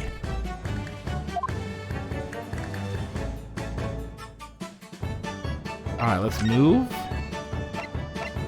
We can't go to a lot of these places right now, but we can go to Mr. Vigil's hospital. There's many things to investigate.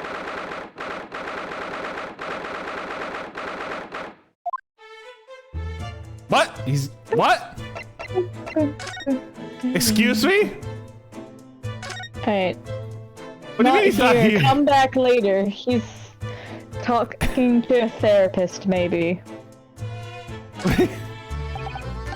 Oh look, a pair of crutches. Before we came to Britain, I hadn't realized they were used here as well. I imagine they were imported into Japan from Great Britain in the first place. So no one in all Japan broke a leg before their arrival? Anyways, the sight of those things doesn't bring back good memories for me.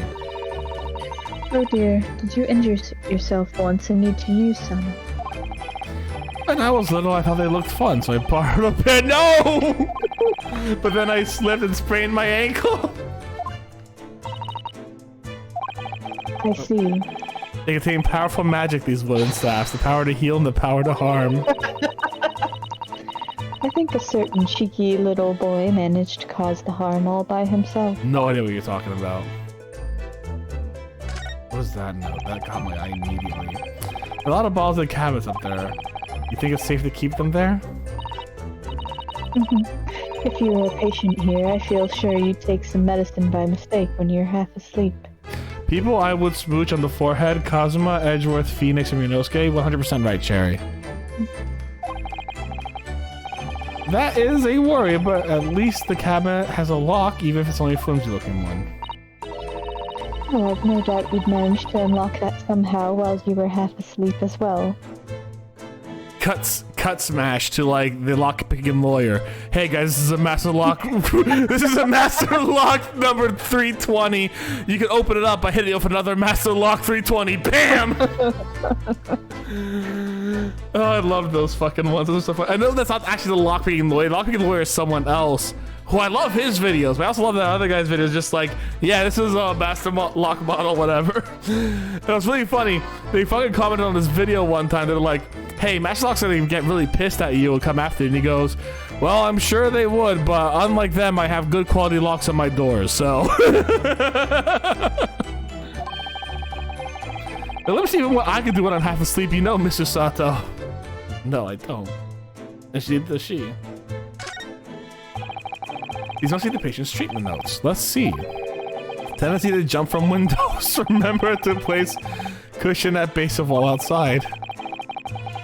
Aren't we a story up from the ground here? Oh dear, poor Mr. Vigil.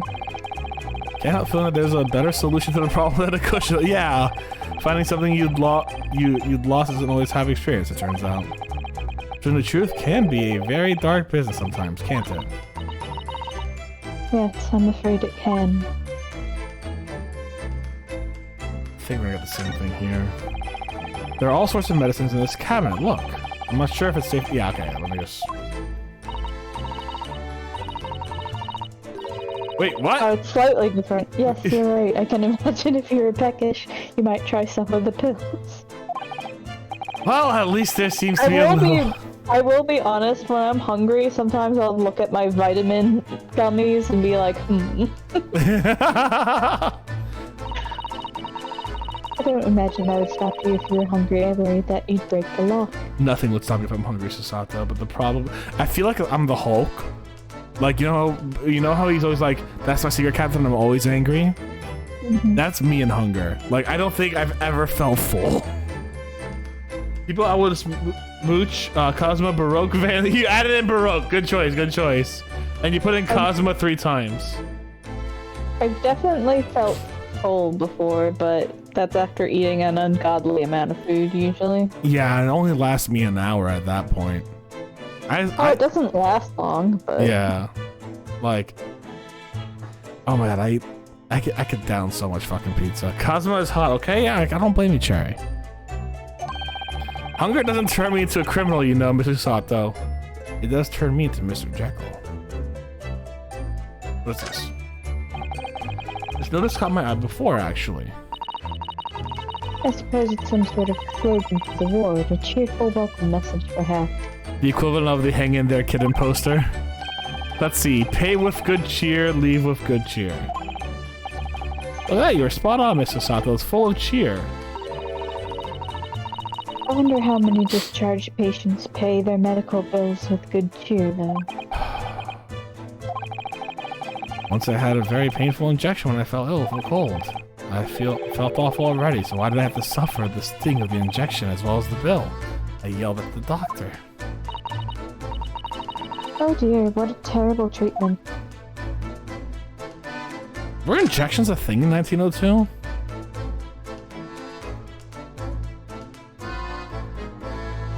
Now I have to look that up. Hold on. Injections, maybe? Yeah. I don't... Were injection medications a thing in 1902?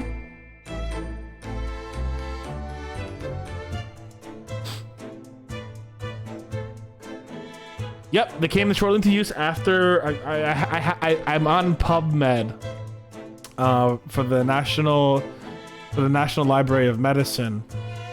And it's saying that they came shortly into use after 1850. So, yep, okay, that's time accurate. Fair enough.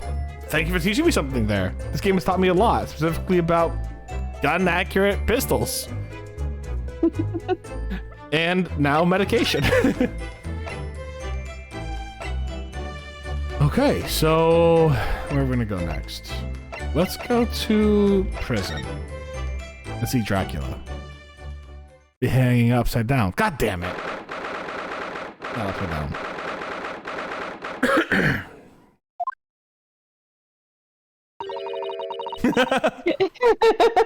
I'm looking at him like an animal in the zoo. Susie, is that a penguin? Look, the vampire is reading. Look. He doesn't seem like he wants visitors, does he? But he must have noticed we're here, surely. He's doing his best to ignore us. He gave up. What do you Nipponese want? That's not a way to greet the lawyer who's trying to do his hardest to prove your innocence, is it? Perhaps not. Hmm? I apologize. So, what can I do for you, Mr. Naruhodo? This feels disgusting. Character growth. This feels so weird. Lord Van Seeks, speaking earnestly. Let's take a picture. Oh, the fog will lift over London for the first time in months tomorrow. This really does feel very, very strange. How do we get it? I must say, I was impressed. Oh, well, thank you. Not by you, by your fellow Nipponese, your prosecutor friend. Oh, let's see, yes. Come on! Not even a little bit of credit for me, Von Seeks. Come on, dude. Oh, I skipped one. I skipped one by accident, fuck. It's sardonic, don't you think? For a man such as me, so loathing of the Nipponese, to be entirely at the mercy of the two of you. I suppose it's retribution for having played the part of the Reaper for all these years. Played the part? Well, now you have to tell me what's going on, bud. You once told me that you gladly allowed people to believe you were the Reaper because it helped reduce the amount of serious crime that took place in London. If keeping quiet and playing the part benefits the cause, a cause I myself am committed to pursuing, then why would I choose to say anything? The henchman of the criminal killed by the Reaper attacked you the other day. And that was the most recent of many times in your life, wasn't it? Someone is clearly profiting from your silence above all this. Someone is using you. Believe me, ever since the Reaper first appeared, I've been doing my utmost to expose him. Or rather, expose the organization. Ah, it's a whole organization. Oh. It's inconceivable that all those accidents were orchestrated by one man. No, the Reaper always appears with very accurate information of the accused in each case, which can only mean that somebody at Scotland Yard is involved. Someone at... you can't mean. It's taken me many years, but I finally identified the central figure in the Reaper organization. Tobias Grex. I was fucking right, what? Grex is the Reaper? No. No! Grex is the Reaper? Oh, that was... You and Naruhodo on the same page as usual. Wild, huh? Yeah. Like, I was half joking at first. But at the same time... It made too much sense, DT. It made too much sense. So the reason you're investigating Inspector Grex is because you intended to expose him as the Reaper? As I said, the Reaper of the Bailey is no single person. It's a highly secret organization with close ties to Scotland Yard. But there is no doubt that Gregson was a key member of the organization. I don't believe it. Are you saying that that he was behind all awful criminals meeting there? Gregson didn't do the dirty work himself. Oh. He just made sure they got done. He was a tactician. His job was to covertly investigate the marks and plot their assassinations. He only chose how they died, not killing them themselves. In order to do that without arousing suspicion, he regularly needed a firm alibi. Which is where Mr. Vigil came in, posing as the inspector. Vigil knows nothing of the Reaper, but the room he rents on Fresno Street was almost certainly the headquarters for the operation. Gregson would have met the assassin there for briefings.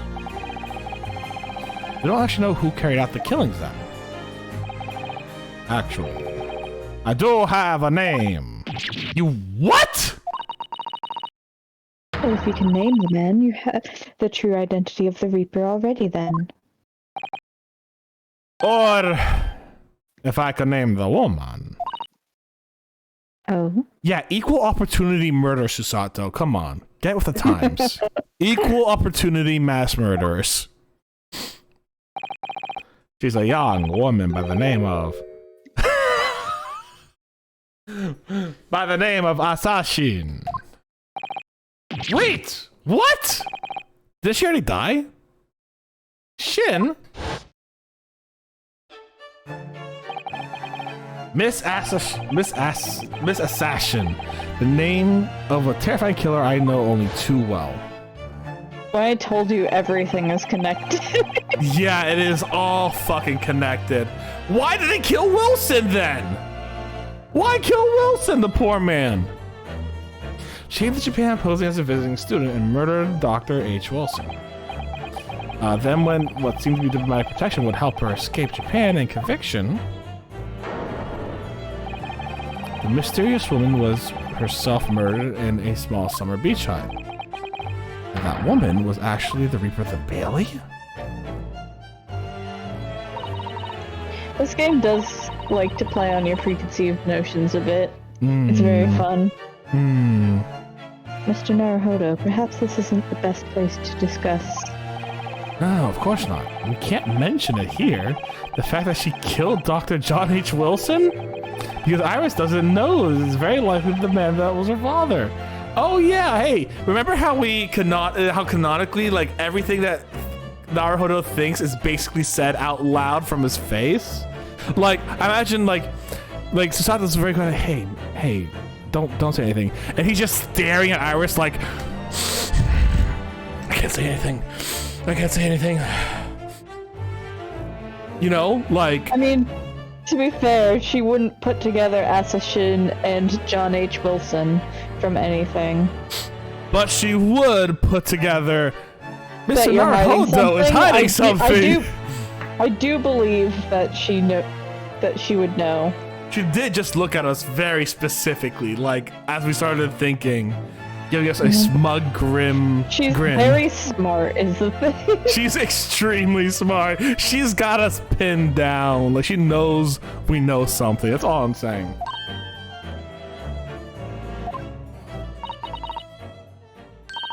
Assassin. I should let father know at once. Yes, I agree.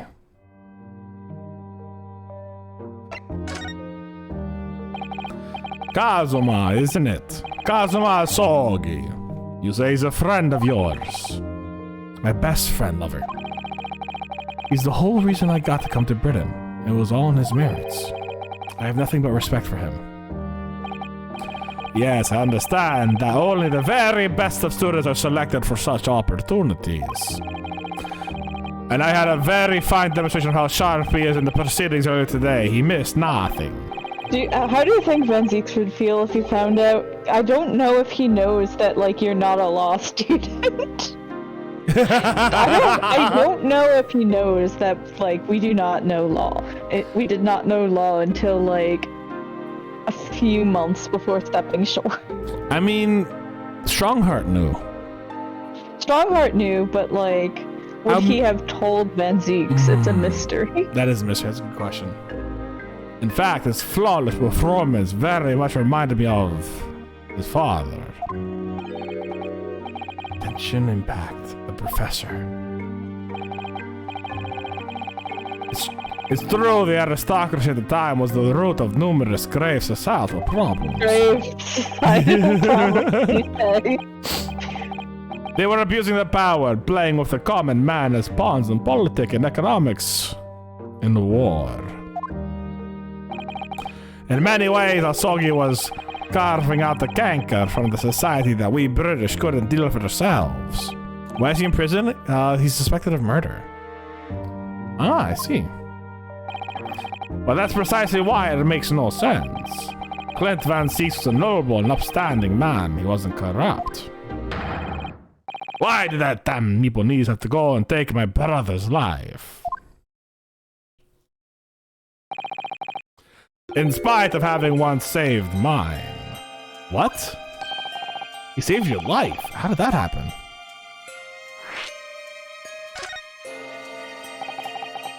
It was 10 years ago on a foggy night. What was to be the professor's final strike had sent a wave of panic through the capital. So Clint Van Zieks has already been killed at this point then. Genshin and I were walking down the back street at a late hour. Of course, at that point I had no idea of the true nature of the man at my side. All of a sudden...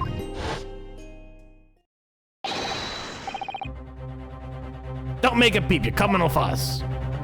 Gumshoe! How could you do this? Shit, yeah, it's Gumshoe, oops. We were surrounded. All of our assailants were armed with pistols, their faces obscured by scarves.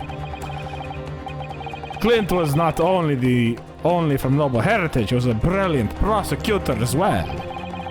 The scum of London hated the sight of him, and they had no sympathy for his younger brother either. I had been targeted several times before already. Yeah, it's Van Zieks, alright, we got him.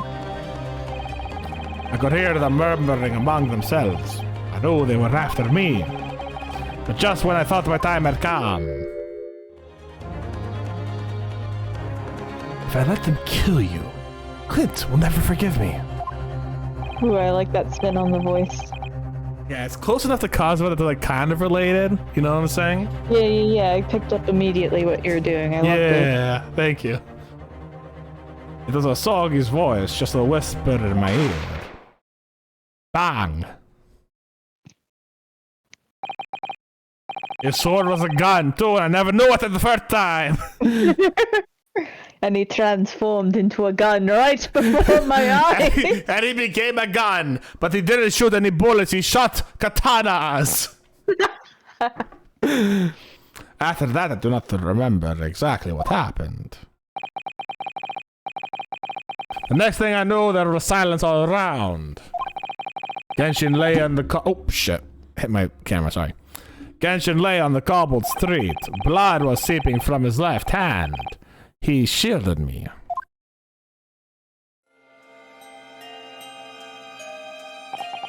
Two days later, they arrested him on suspicion of being London's most notorious mass murderer ever, the Professor. How awful for you. There is no doubt in my mind Genshin was framed now. I have to find out how or why. Like, okay, not no doubt, but like, the theory of Genshin being framed is getting stronger. All at once I lost the brother I revered, and the foreign friend I'd held in such high regard. I'm so sorry, Lord Van Zix.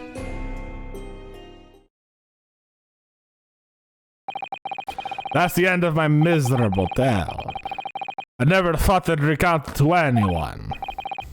Well, thank you for confiding in me. Your best friend. The Professor, the Reaper, and Inspector Gregson. I wonder just how intimately related they all are. Still can't quite believe that Gregson was essentially the Reaper. Giving assassination orders to Jaziel Brett? Mr. Naruhodo, let's go and inform my father. I have become the Reaper now. I'm sure our government will want to hear about this new information. Oh, that means I get to meet your daddy, Susie! Hooray! Yeah, alright. Let's go back to the Great Waterloo Hotel then. I thought he was just gonna go back to reading, honestly.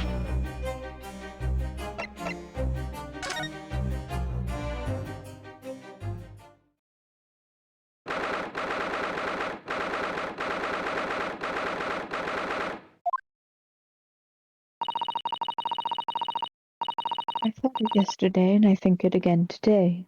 This place is so princely. It's a wild guess. I have a feeling you'll think the same tomorrow, too. My tea has far more fragrance than whatever they're serving in the tea room here, though. Wouldn't you say? Fucking dunk on Amiris, let's go! Look who we... look who we have here. This is an unexpected pleasure. Oh, Father. He looks really good in the suit. Right? I love how he looks in the suit. Like, the first time I saw him, I was like, ooh. He's very handsome. And also Seshiro. Yeah, like 100% Seshiro's super fucking handsome.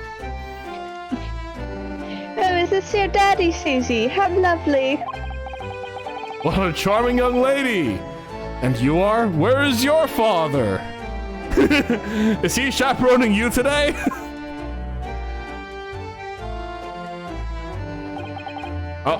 Oh, really? You're the author of the Adventure of Herlock Sholmes, are you?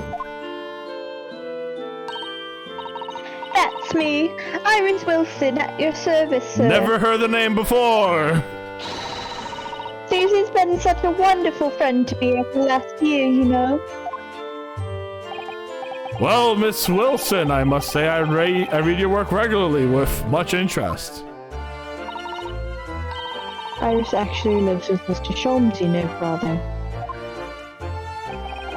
Is that so? Well, perhaps that goes the same way to... Perhaps that goes some way to explain the bright look in your eyes.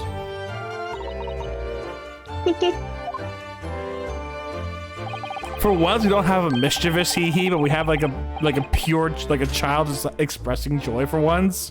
And it's like, this is refreshing that we don't have mass murderer tee-hees of like, oops, I accidentally murdered someone, ooh. You wouldn't be smiling so early if you knew just how bright she was, believe me. Now then, young Naruhodo, it was a pleasure seeing you in action earlier. As an invitee of the symposium, I was allowed to observe from the gallery after I twisted some arms. And I must say, I was truly exemplary performance. Oh, well, thank you very much. Well, I'm fairly sure you omitted by Cosmo on the end there. No, please do not miss.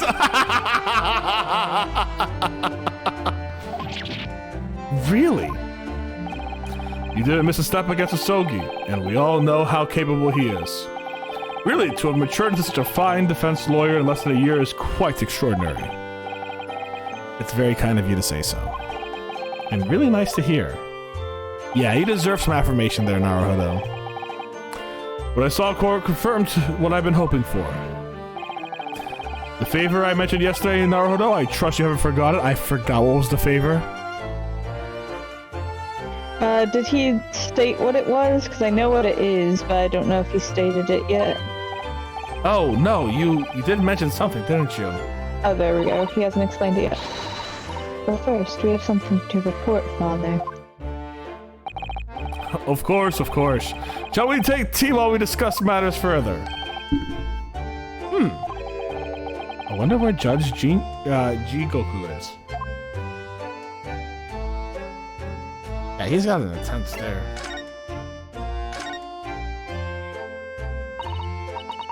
Father, you know about the so-called Reaper of the Bailey?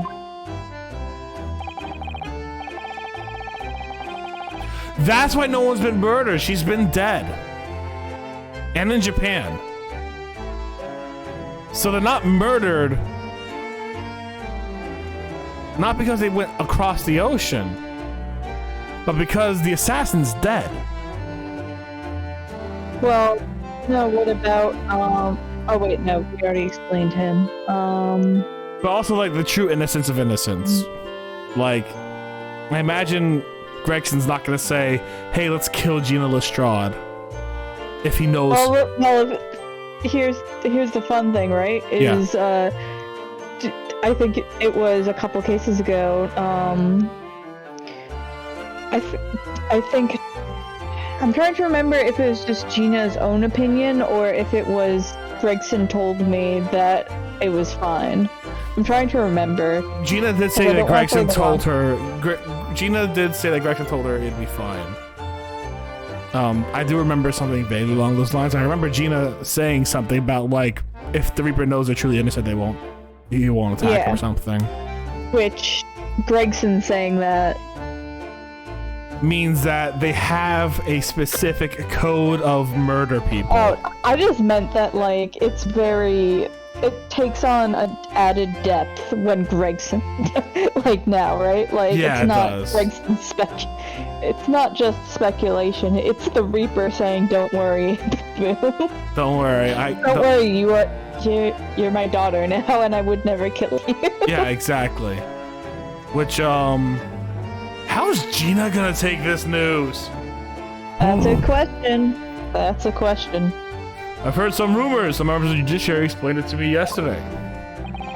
Of course, when I was visiting student here in London, the Reaper had yet to emerge.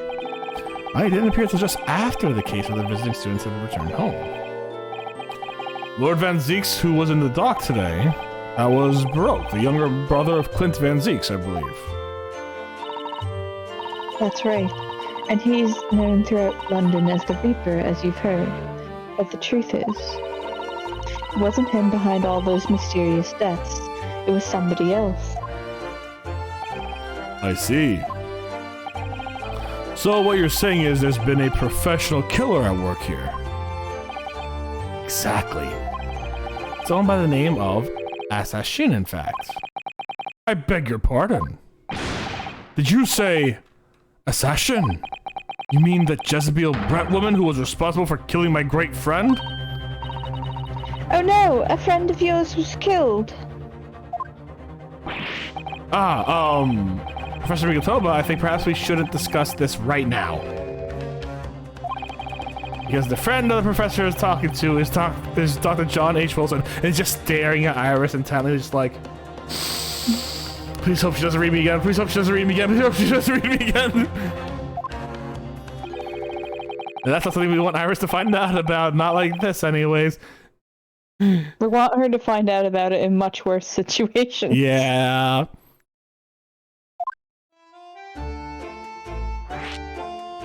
Oh, perfect. We're going to bring it up here. Okay, great.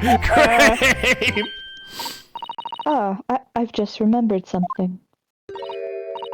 Biscuits. This hotel has the most delicious-looking biscuits. That was rather out of the blue. Oh, she's doing this deliberately. She just gave me like a wink, wink, nod, nod, nudge, nudge thing. I think I'll go and see if I can purchase some.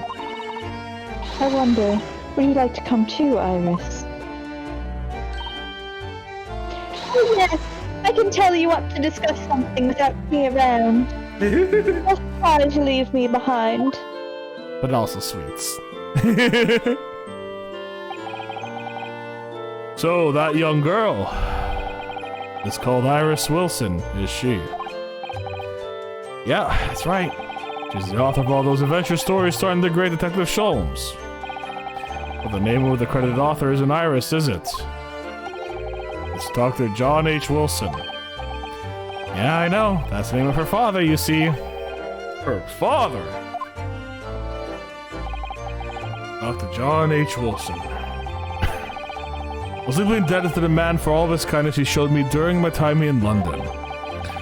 That's why I was so keen to reciprocate and invite him to the Imperial Yume University 4 years ago. But he was murdered last year by Jezebel Brett. Why would the hand of the Reaper stretch all the way to Japan? Iris knows nothing about that case, but it seems very likely that the victim, Dr. Wilson, was her father. Well, I can't say we ever spoke about his family, so I don't know if he had a daughter or not. But I think I can say with some certainty that he was never the great detective's partner. What? Like I said, this game loves to play on your expectations, homie. So it could have been another Dr. Wilson, you think? Well, John and Wilson are both common names after all. Still, it's probably best not to mention this to young lady until we can be sure. Fucking 3 weeks later, like at the end of this trial, like, oh, hey, honey, it's me, I'm home. And it's like, Daddy. And it's like, hi, I'm John H. Wilson. It's like, fuck off. That's what we thought, yes. We're back! I heard everything! With cinnamon biscuits. Oh, they smell delicious, Iris. I think cinnamon will go very well with the tea they serve here. Don't you, Susie? Yes, I'm sure you're right, Iris.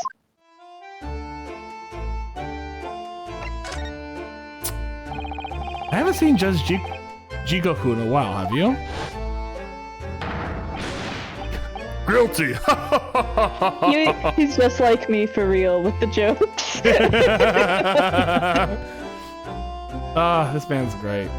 He gives off himbo energy, but he's actually smart. That guilty is still ringing in my ears! No, now that you mention it, I haven't seen him since this morning either. I suppose since the symposium's opening was postponed, he'll have gone to explore the great exhibition.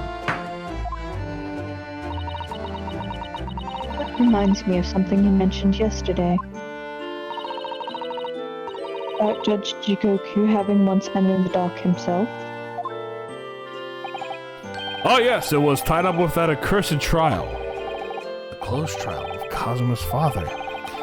Genshin Isogi, the person we suspect of being the professor, the great murderer from London who terrorized the aristocracy 10 years ago, murdering 5 people, including Clint Van Zieks, the brother of Baroque Van Zieks, the prosecutor who we had been mercilessly fighting against for a whole year, who actually isn't as bad of a person as you think, and who has a great hatred for Japanese people because he believes that Genshin Asogi, the person he once considered to be a great friend, had murdered his own brother, having lost both his brother and his great friend in one horrible swoop, leading to a great amount of depression and guilt and hatred. I lost the train of thought there, but basically that's what I feel like everything... That's a summary of what's going on, sure. That's what I feel like anyone mentioning anyone's name in the Great Ace Attorney feels like, though. Like, legitimately. My brother, Clint. Sessho was trying to mitigate Genshin's guilt, so he took the stand to testify. But he got a little carried away and actually managed to break the witness stand. Oh my god, what? Oh my, he's shredded. He also said some contemptuous words about the British Empire, for which he was charged. Oh dear. It's very easy to imagine him doing that. Well, it was all right in the end. He was acquitted and we returned home to Japan together. Thank goodness. Ah yes, talking of Sessho. I have a copy of the photograph we all took together here yesterday, please. How is this going to be proof later? This is going to have to be proof later somehow. I don't know how. Oh, what a lovely picture. Generally seems to shout we arrived in Britain. Yeah, it's in the fucking court record. This is going to be fucking proof for some bullshit. None of us had any idea what was coming when we took that, did we? No, that's so true.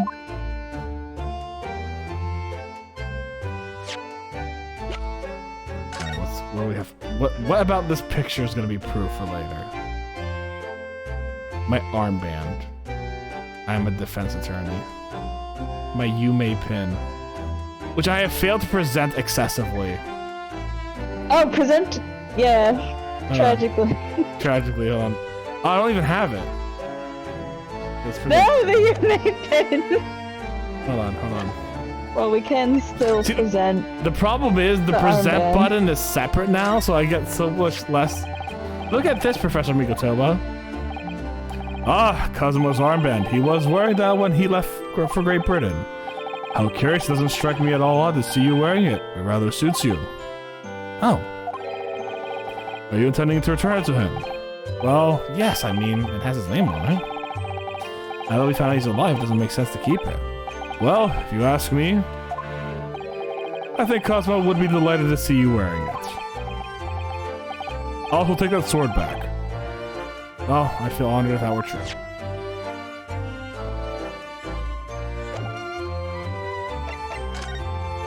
But yeah, like... We should have presented it to Cosmo, honestly. We'll see him again. But like... The thing is, like, normally when you talk to people, you just bring this up, you could present it in the original Ace Attorney games. But now you have to go to a separate present button, and that boggles my brain. That's like one step too many for me. So you mentioned a favor that you'd like, that you asked me. Well, this fateful trial that you're fighting, one way or another, it will be over before long. And when it is, I'd like you to accompany me back to Japan. What? Why? You don't have to do.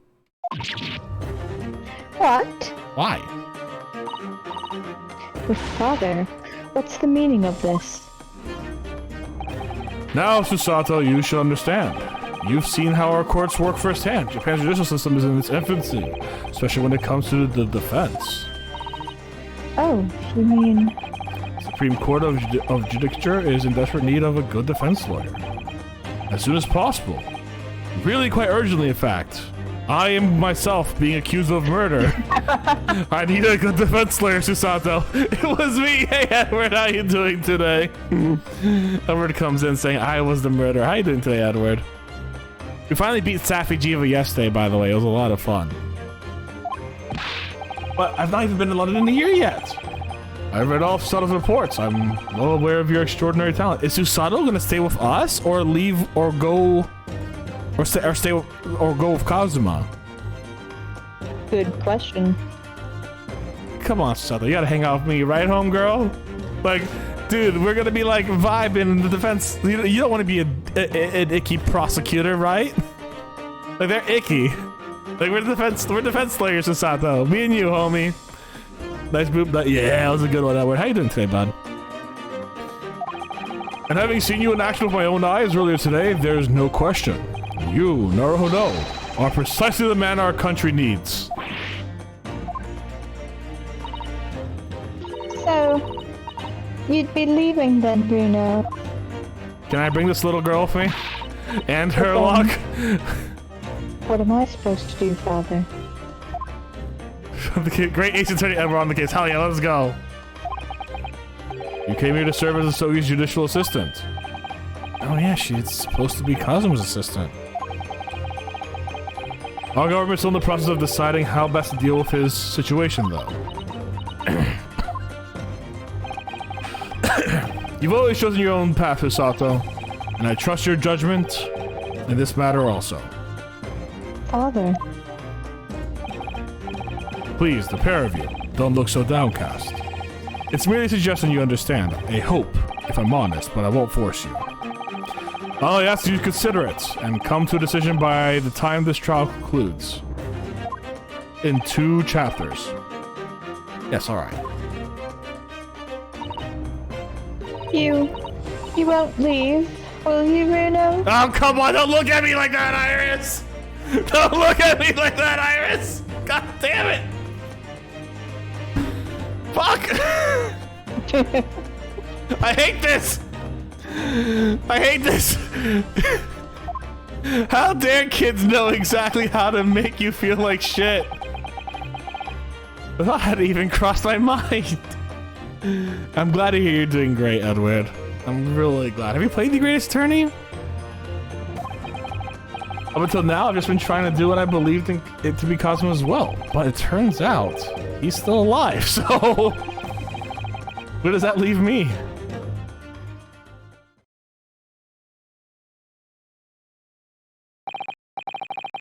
Well, if you'll excuse me now, I need to telegram government ministers and the Japanese police with the information about Asashin. Of course, Father.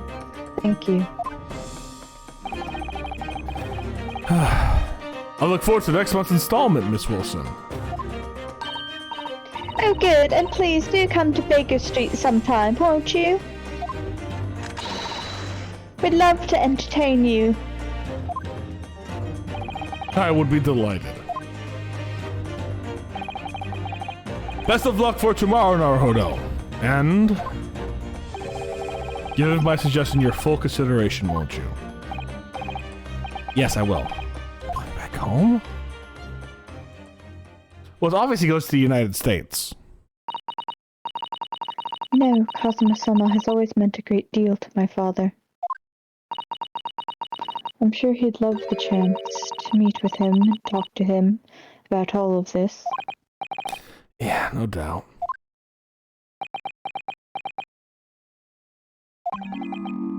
Session. Of course, it's so obvious! Oh! Where the fuck did you come from? I did not expect the Sherlock jump scare. You fool, it's always a Sherlock jump scare. Let me try it again. A session! Of course, it's so obvious! How could I have neglected to consider the possibility before now? Mr. Sholmes! Hurley, where have you been? Why, I've been hiding in Mr. Naruhodo's pockets! I have a microscopic miniature ray gun, Mr. Naruhodo! Why I joined you all for tea, of course! What an extraordinary question! I didn't notice you at all. If we had looked when we were talking to him, would we have seen? I don't think so. Damn it. No matter anyways. To more pressing concerns, Mr. Naruhodo. Oh, yes? I must dispatch a telegram to your country at once. It's a matter of much urgency. To Japan, you mean? Tell me, to whom can I trust the task? Quickly now, who? Oh, well... My father has just now left to send a telegram to the Imperial Police Bureau of Japan himself. I see. Well, he looked reliable enough for a bearded fellow. What do you have against bearded fellows? I don't think what father's sports could be considered a beard, Mr. Sholmes. Yeah, he does got a mustache. There's not a moment to lose. Kindly ask your trusty unshaven father to see this set. I will, but what is it? No questions at this moment, if you please, Mr. Sato. All we can do is pray that for once, my deduction is awry. That how your deductions are normally correct, Mr. Sholmes, which isn't exactly... Now then! You may be surprised to learn that I am a very busy man. I certainly have no time to hide behind settees and eavesdrop on other people's conversations. So that's what joining us for tea meant. Leave the sending of this in your hands then, my dear fellows. I miss entire words when I read this shit sometimes. Wait, Mr. Sholmes! He just sort of ran off, didn't he? At quite a pace. Left an unpaid bill for his tea behind to that bastard!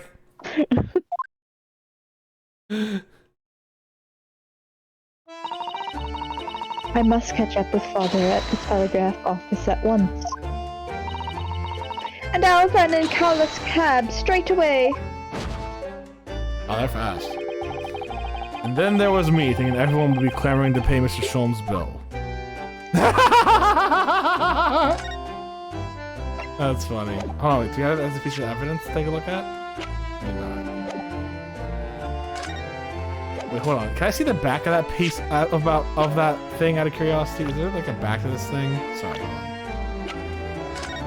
No, there's no back. Okay. That is a very nice picture though. Like It is, isn't it? I do love that it's like really like split between the two. Like you can definitely tell their demeanors. Like I love that. Like it's very sweet. It's very cute. I love it. This is like an awkward family picture.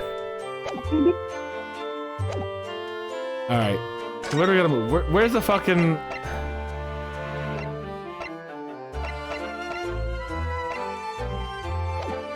Where's the fucking office? Do I not go to the tax office? I guess not. All right, let's. Is Kazuma here? Yeah, he is.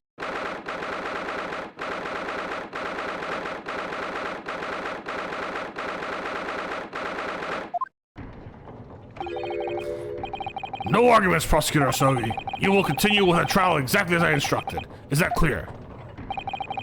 Perfectly. It's Kazuma-sama. The fine Lord Strongheart by the sound of it. He never did know when to back down.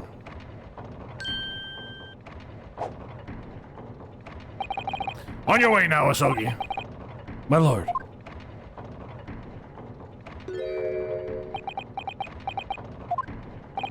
Kazuma. You bastard. You left without saying a word. Yes, what are you doing here? Oh, I was just hoping to ask you a few questions, if you wouldn't mind. I wanted Von Zeke's trial concluded today. But Prosecutor Sogi's unwelcome inquiries are going to make it take longer than necessary. Unwelcome inquiries? As a result, I'm losing even more precious time. Currently 2 hours, 55 minutes, and 41 seconds. 42. 43. Stop counting then! And we must resolve everything before 3 hours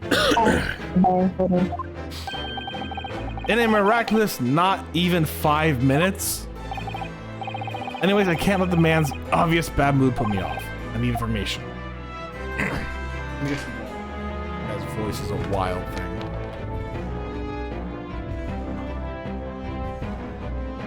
Don't forget to hydrate yourself too, Katie. Oh. Yeah. Drinking's important, believe it.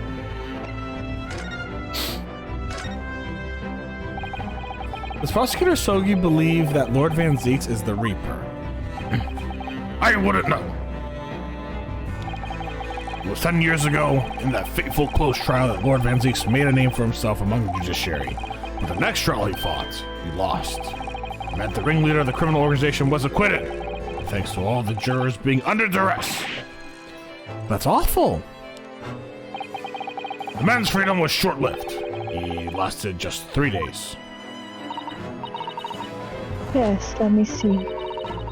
He died in a rock slide at his place of work, I believe. Correct. That was the inauguration of the Reaper of the Bailey. The people believe Lord Van Zeeks was responsible. He was brought to trial himself, but it was shown to have been an accident. So he must have had a solid alibi then. Nevertheless, the mysterious deaths continued. In total, 16 persons perished in unusual circumstances, ostensibly by the hand of the Reaper. That's a long run of coincidences. Well, the Reaper's true identity may well be revealed by this trial. And the impact that revelation would have on the British public cannot be understated. Is that why it's a closed trial? Precisely.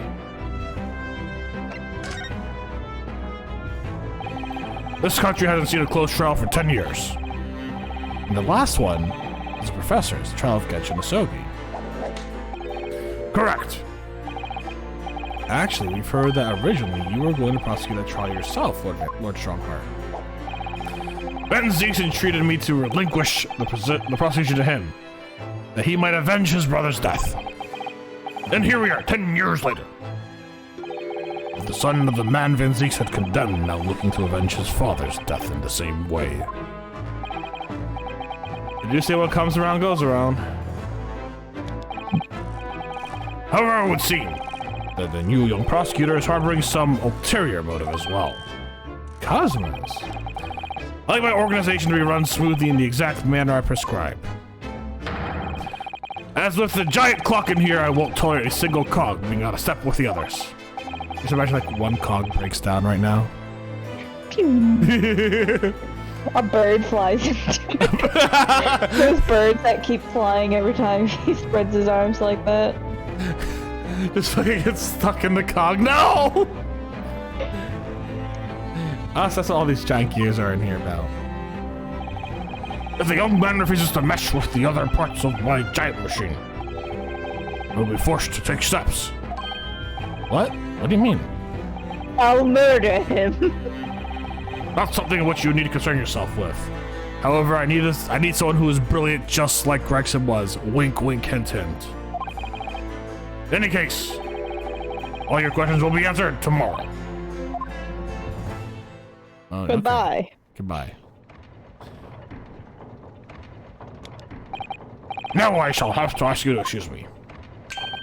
All this moment, I've been delayed for attending my next meeting by precisely 3 hours.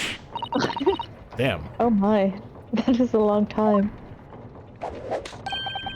And so I hold you entirely responsible. Wait! What? He thought we managed to fit everything into the not so 5 minutes. I wonder if you might agree to us talking with Prosecutor Sogi. Discussions between the defense and the prosecution are outside the courtroom are generally frowned upon. However, I will make an exception in this case. Now go! You can find him in his office. Oh, thank you. Is his own office now? Damn, alright. That's a little bastard. Let's go see him at once, Mr. Naruhodo. Kazuma's my best friend in the world, but really not all sure I know how best to talk to him at the moment. God, that's how a lot of best friend shit goes down, isn't it?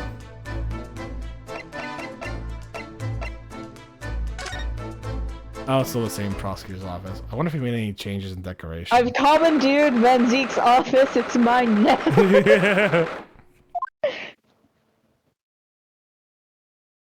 The little crime scene. That's cute.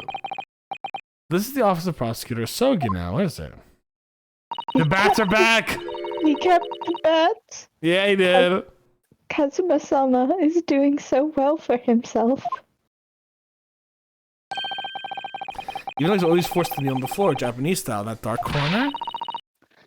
It's his habit to sit seiza-style when he's working. Is it?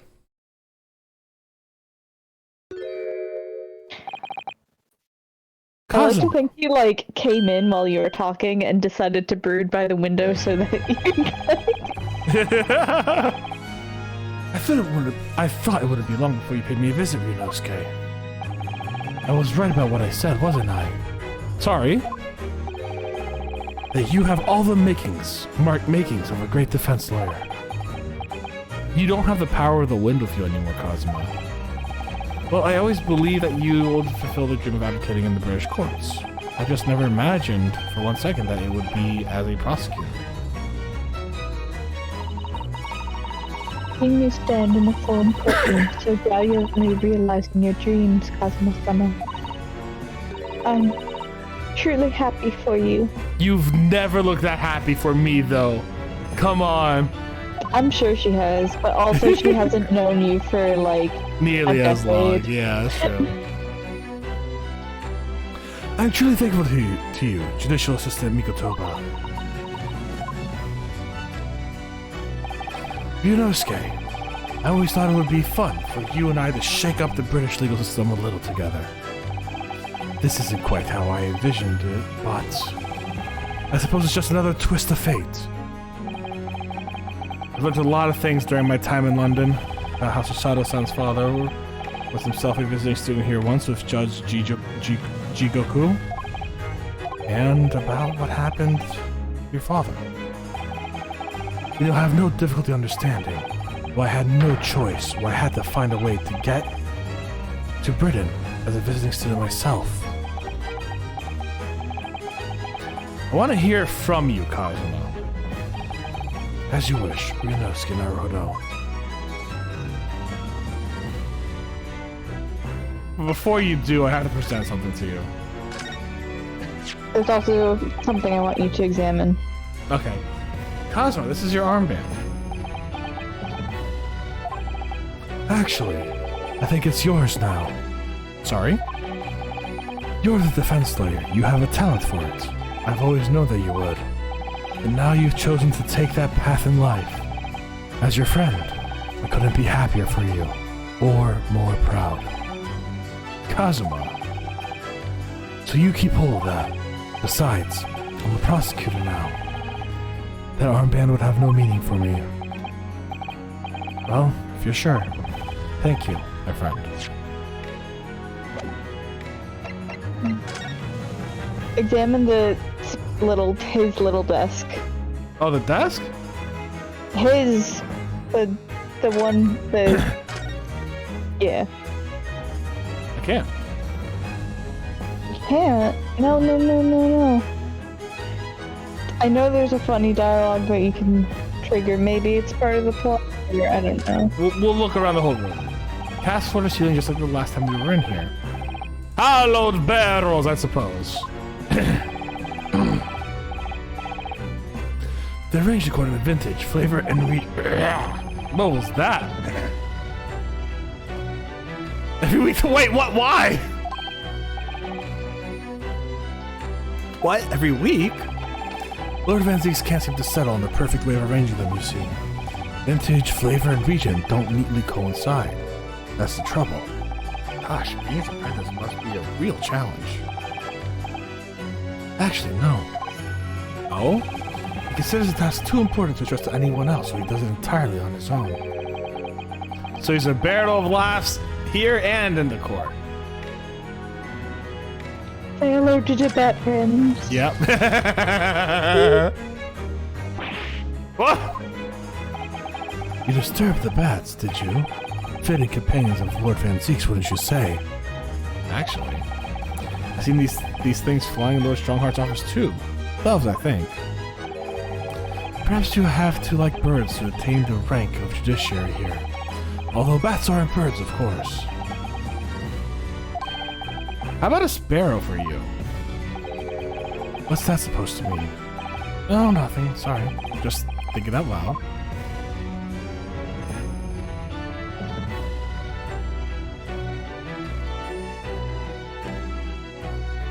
Maybe it's the other desk, or maybe it's, I don't know. We'll take a gander.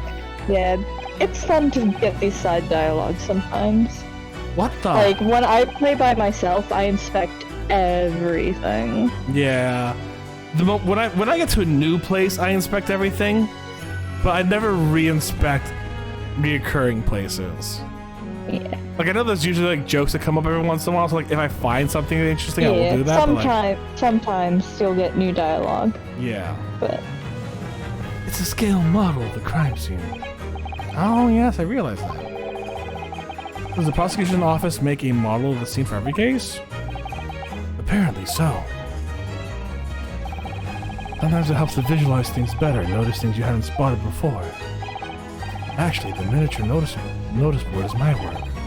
Be honest, you enjoyed making that. I feel you. Do you know who the man in the portrait is? Oh, come on. Context clues, baby. Why would I? What? But you're Lord Van Zeek's apprentice. Yes, apprentice, not friend. During the time I was suffering from amnesia, I didn't even notice the picture. you didn't even notice the picture. Oh, come on. I mean, it's not the smallest picture. I wouldn't have had the first idea what the man decorates his office with. I mean, we have the context clues. Yeah, that's true too. My brother. There's Lord Van Zeek's incredibly stylish desk. It's not my style, though. No, I noticed you've been working at the little table on the floor, kneeling down Siesta style. I thought it was some kind of punishment set up by Lord Van Zeek when I first saw it. I find it the most comfortable way to work. I can't do it. After a couple minutes of sitting with my legs folded under me, they start going tingling. Don't exaggerate, Ryunosuke. We both know you can't even manage a minute.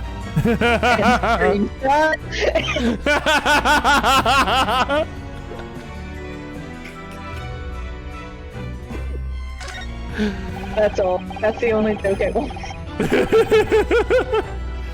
Lord Van Zeek's fine collection of hallowed chalices and bottles are neatly lined up. Yes, he's extremely particular about all that. He has a strict regime for everything, from storage of the cask to bottling of their contents. You must be having a really tough time being his apprentice. Actually, no. No?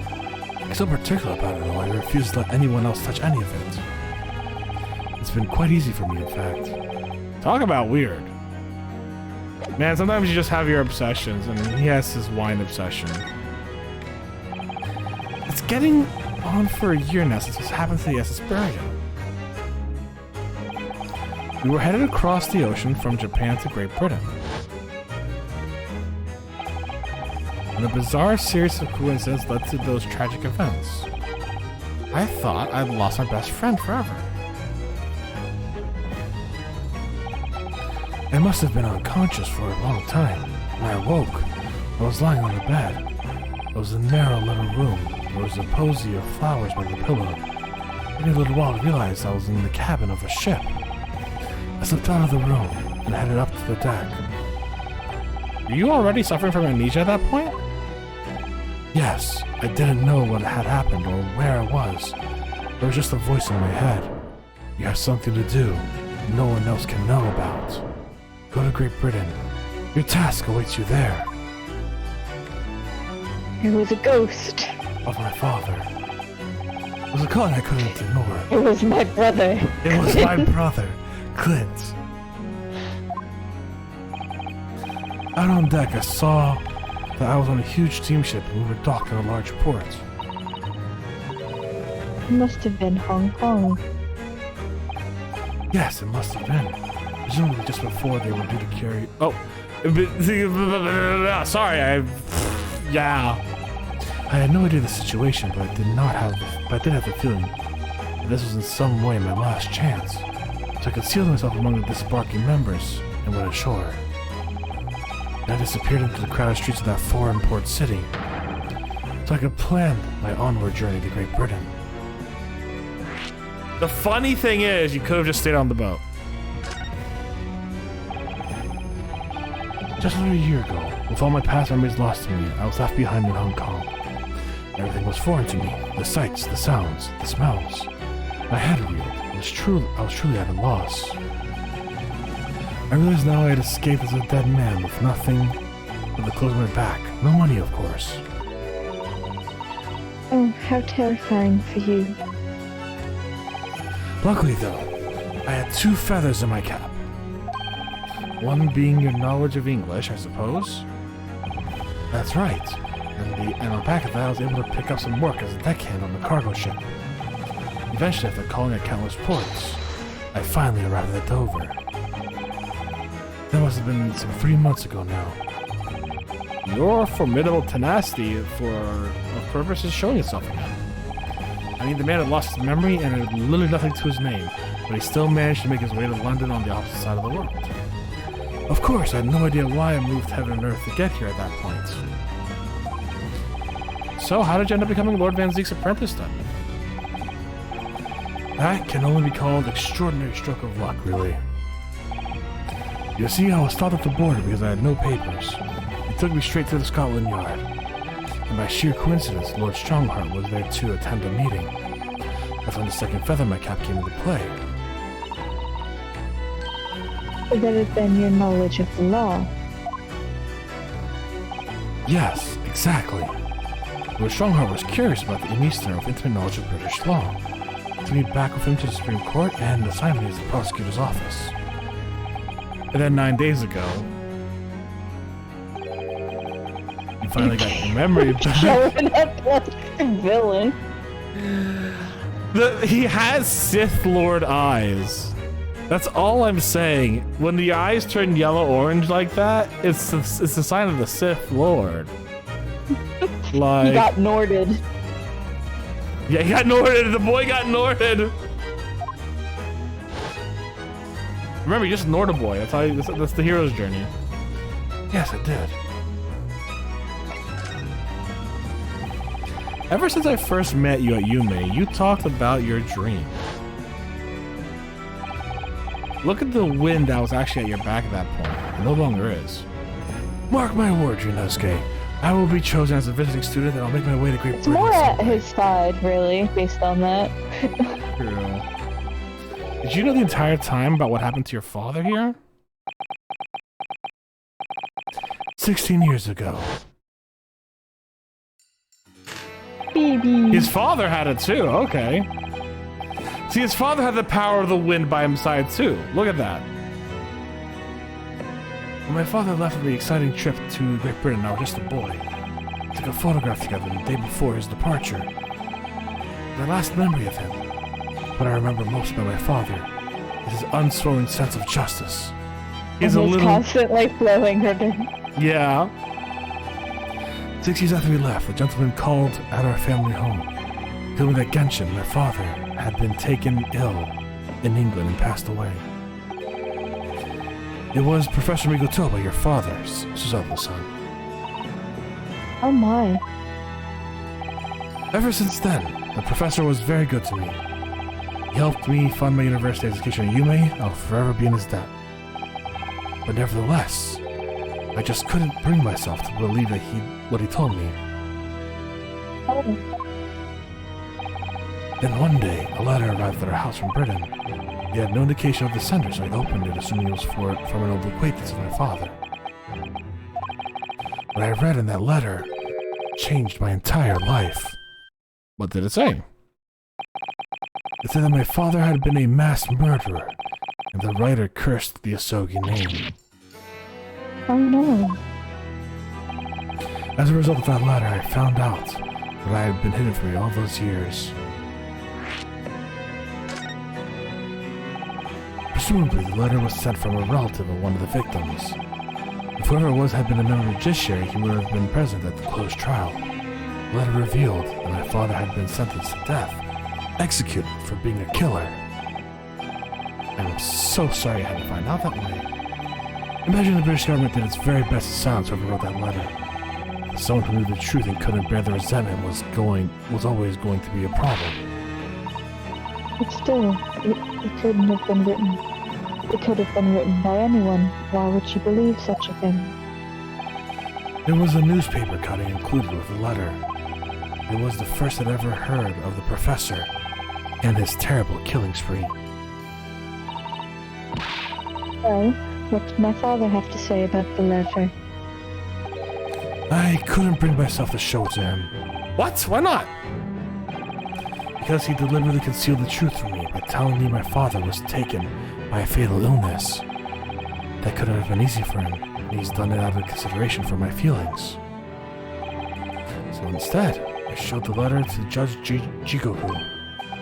Ah, the other visiting student. He followed for the briefest of moments, but then he just laughed the letter off. From that moment, I saw it on his face. He was undeniably shocked, shaken momentarily before recovering his poise.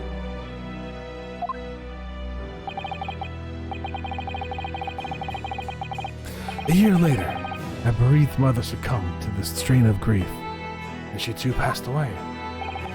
That's when I made up my mind that one day, without fail, I would cross the seas to Britain and seek the truth for myself. The truth about my father, Genshin Hisoki. I wouldn't let anyone stand in my way. Hasuma-sama.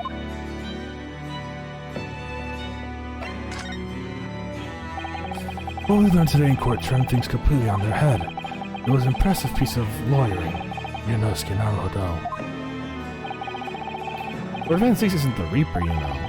I almost don't want to believe it myself, but it turns out that Inspector Gregson himself, the victim, was... It's clear that the inspector was behind the Reaper's activity all along. Wow! Okay. What? You mean you knew? The real question is who's been giving orders to the inspector. Yes, Baroque Van Zix is the real Reaper. And I know that 10 years ago, it was him who decided my father must be a mass murderer and sent him to his grave.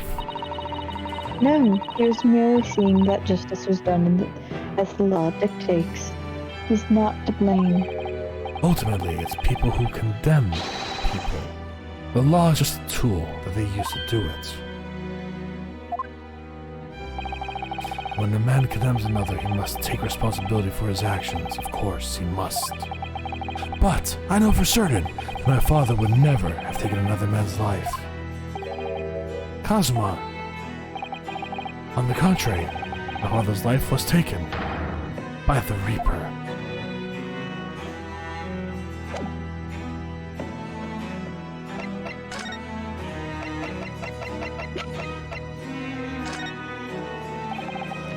Cosmo, what do you make? Okay, never mind. He doesn't really care about that. There's one place where defense lawyers and prosecutors should discuss evidence, the courtroom. So it seems you're still confused by the situation.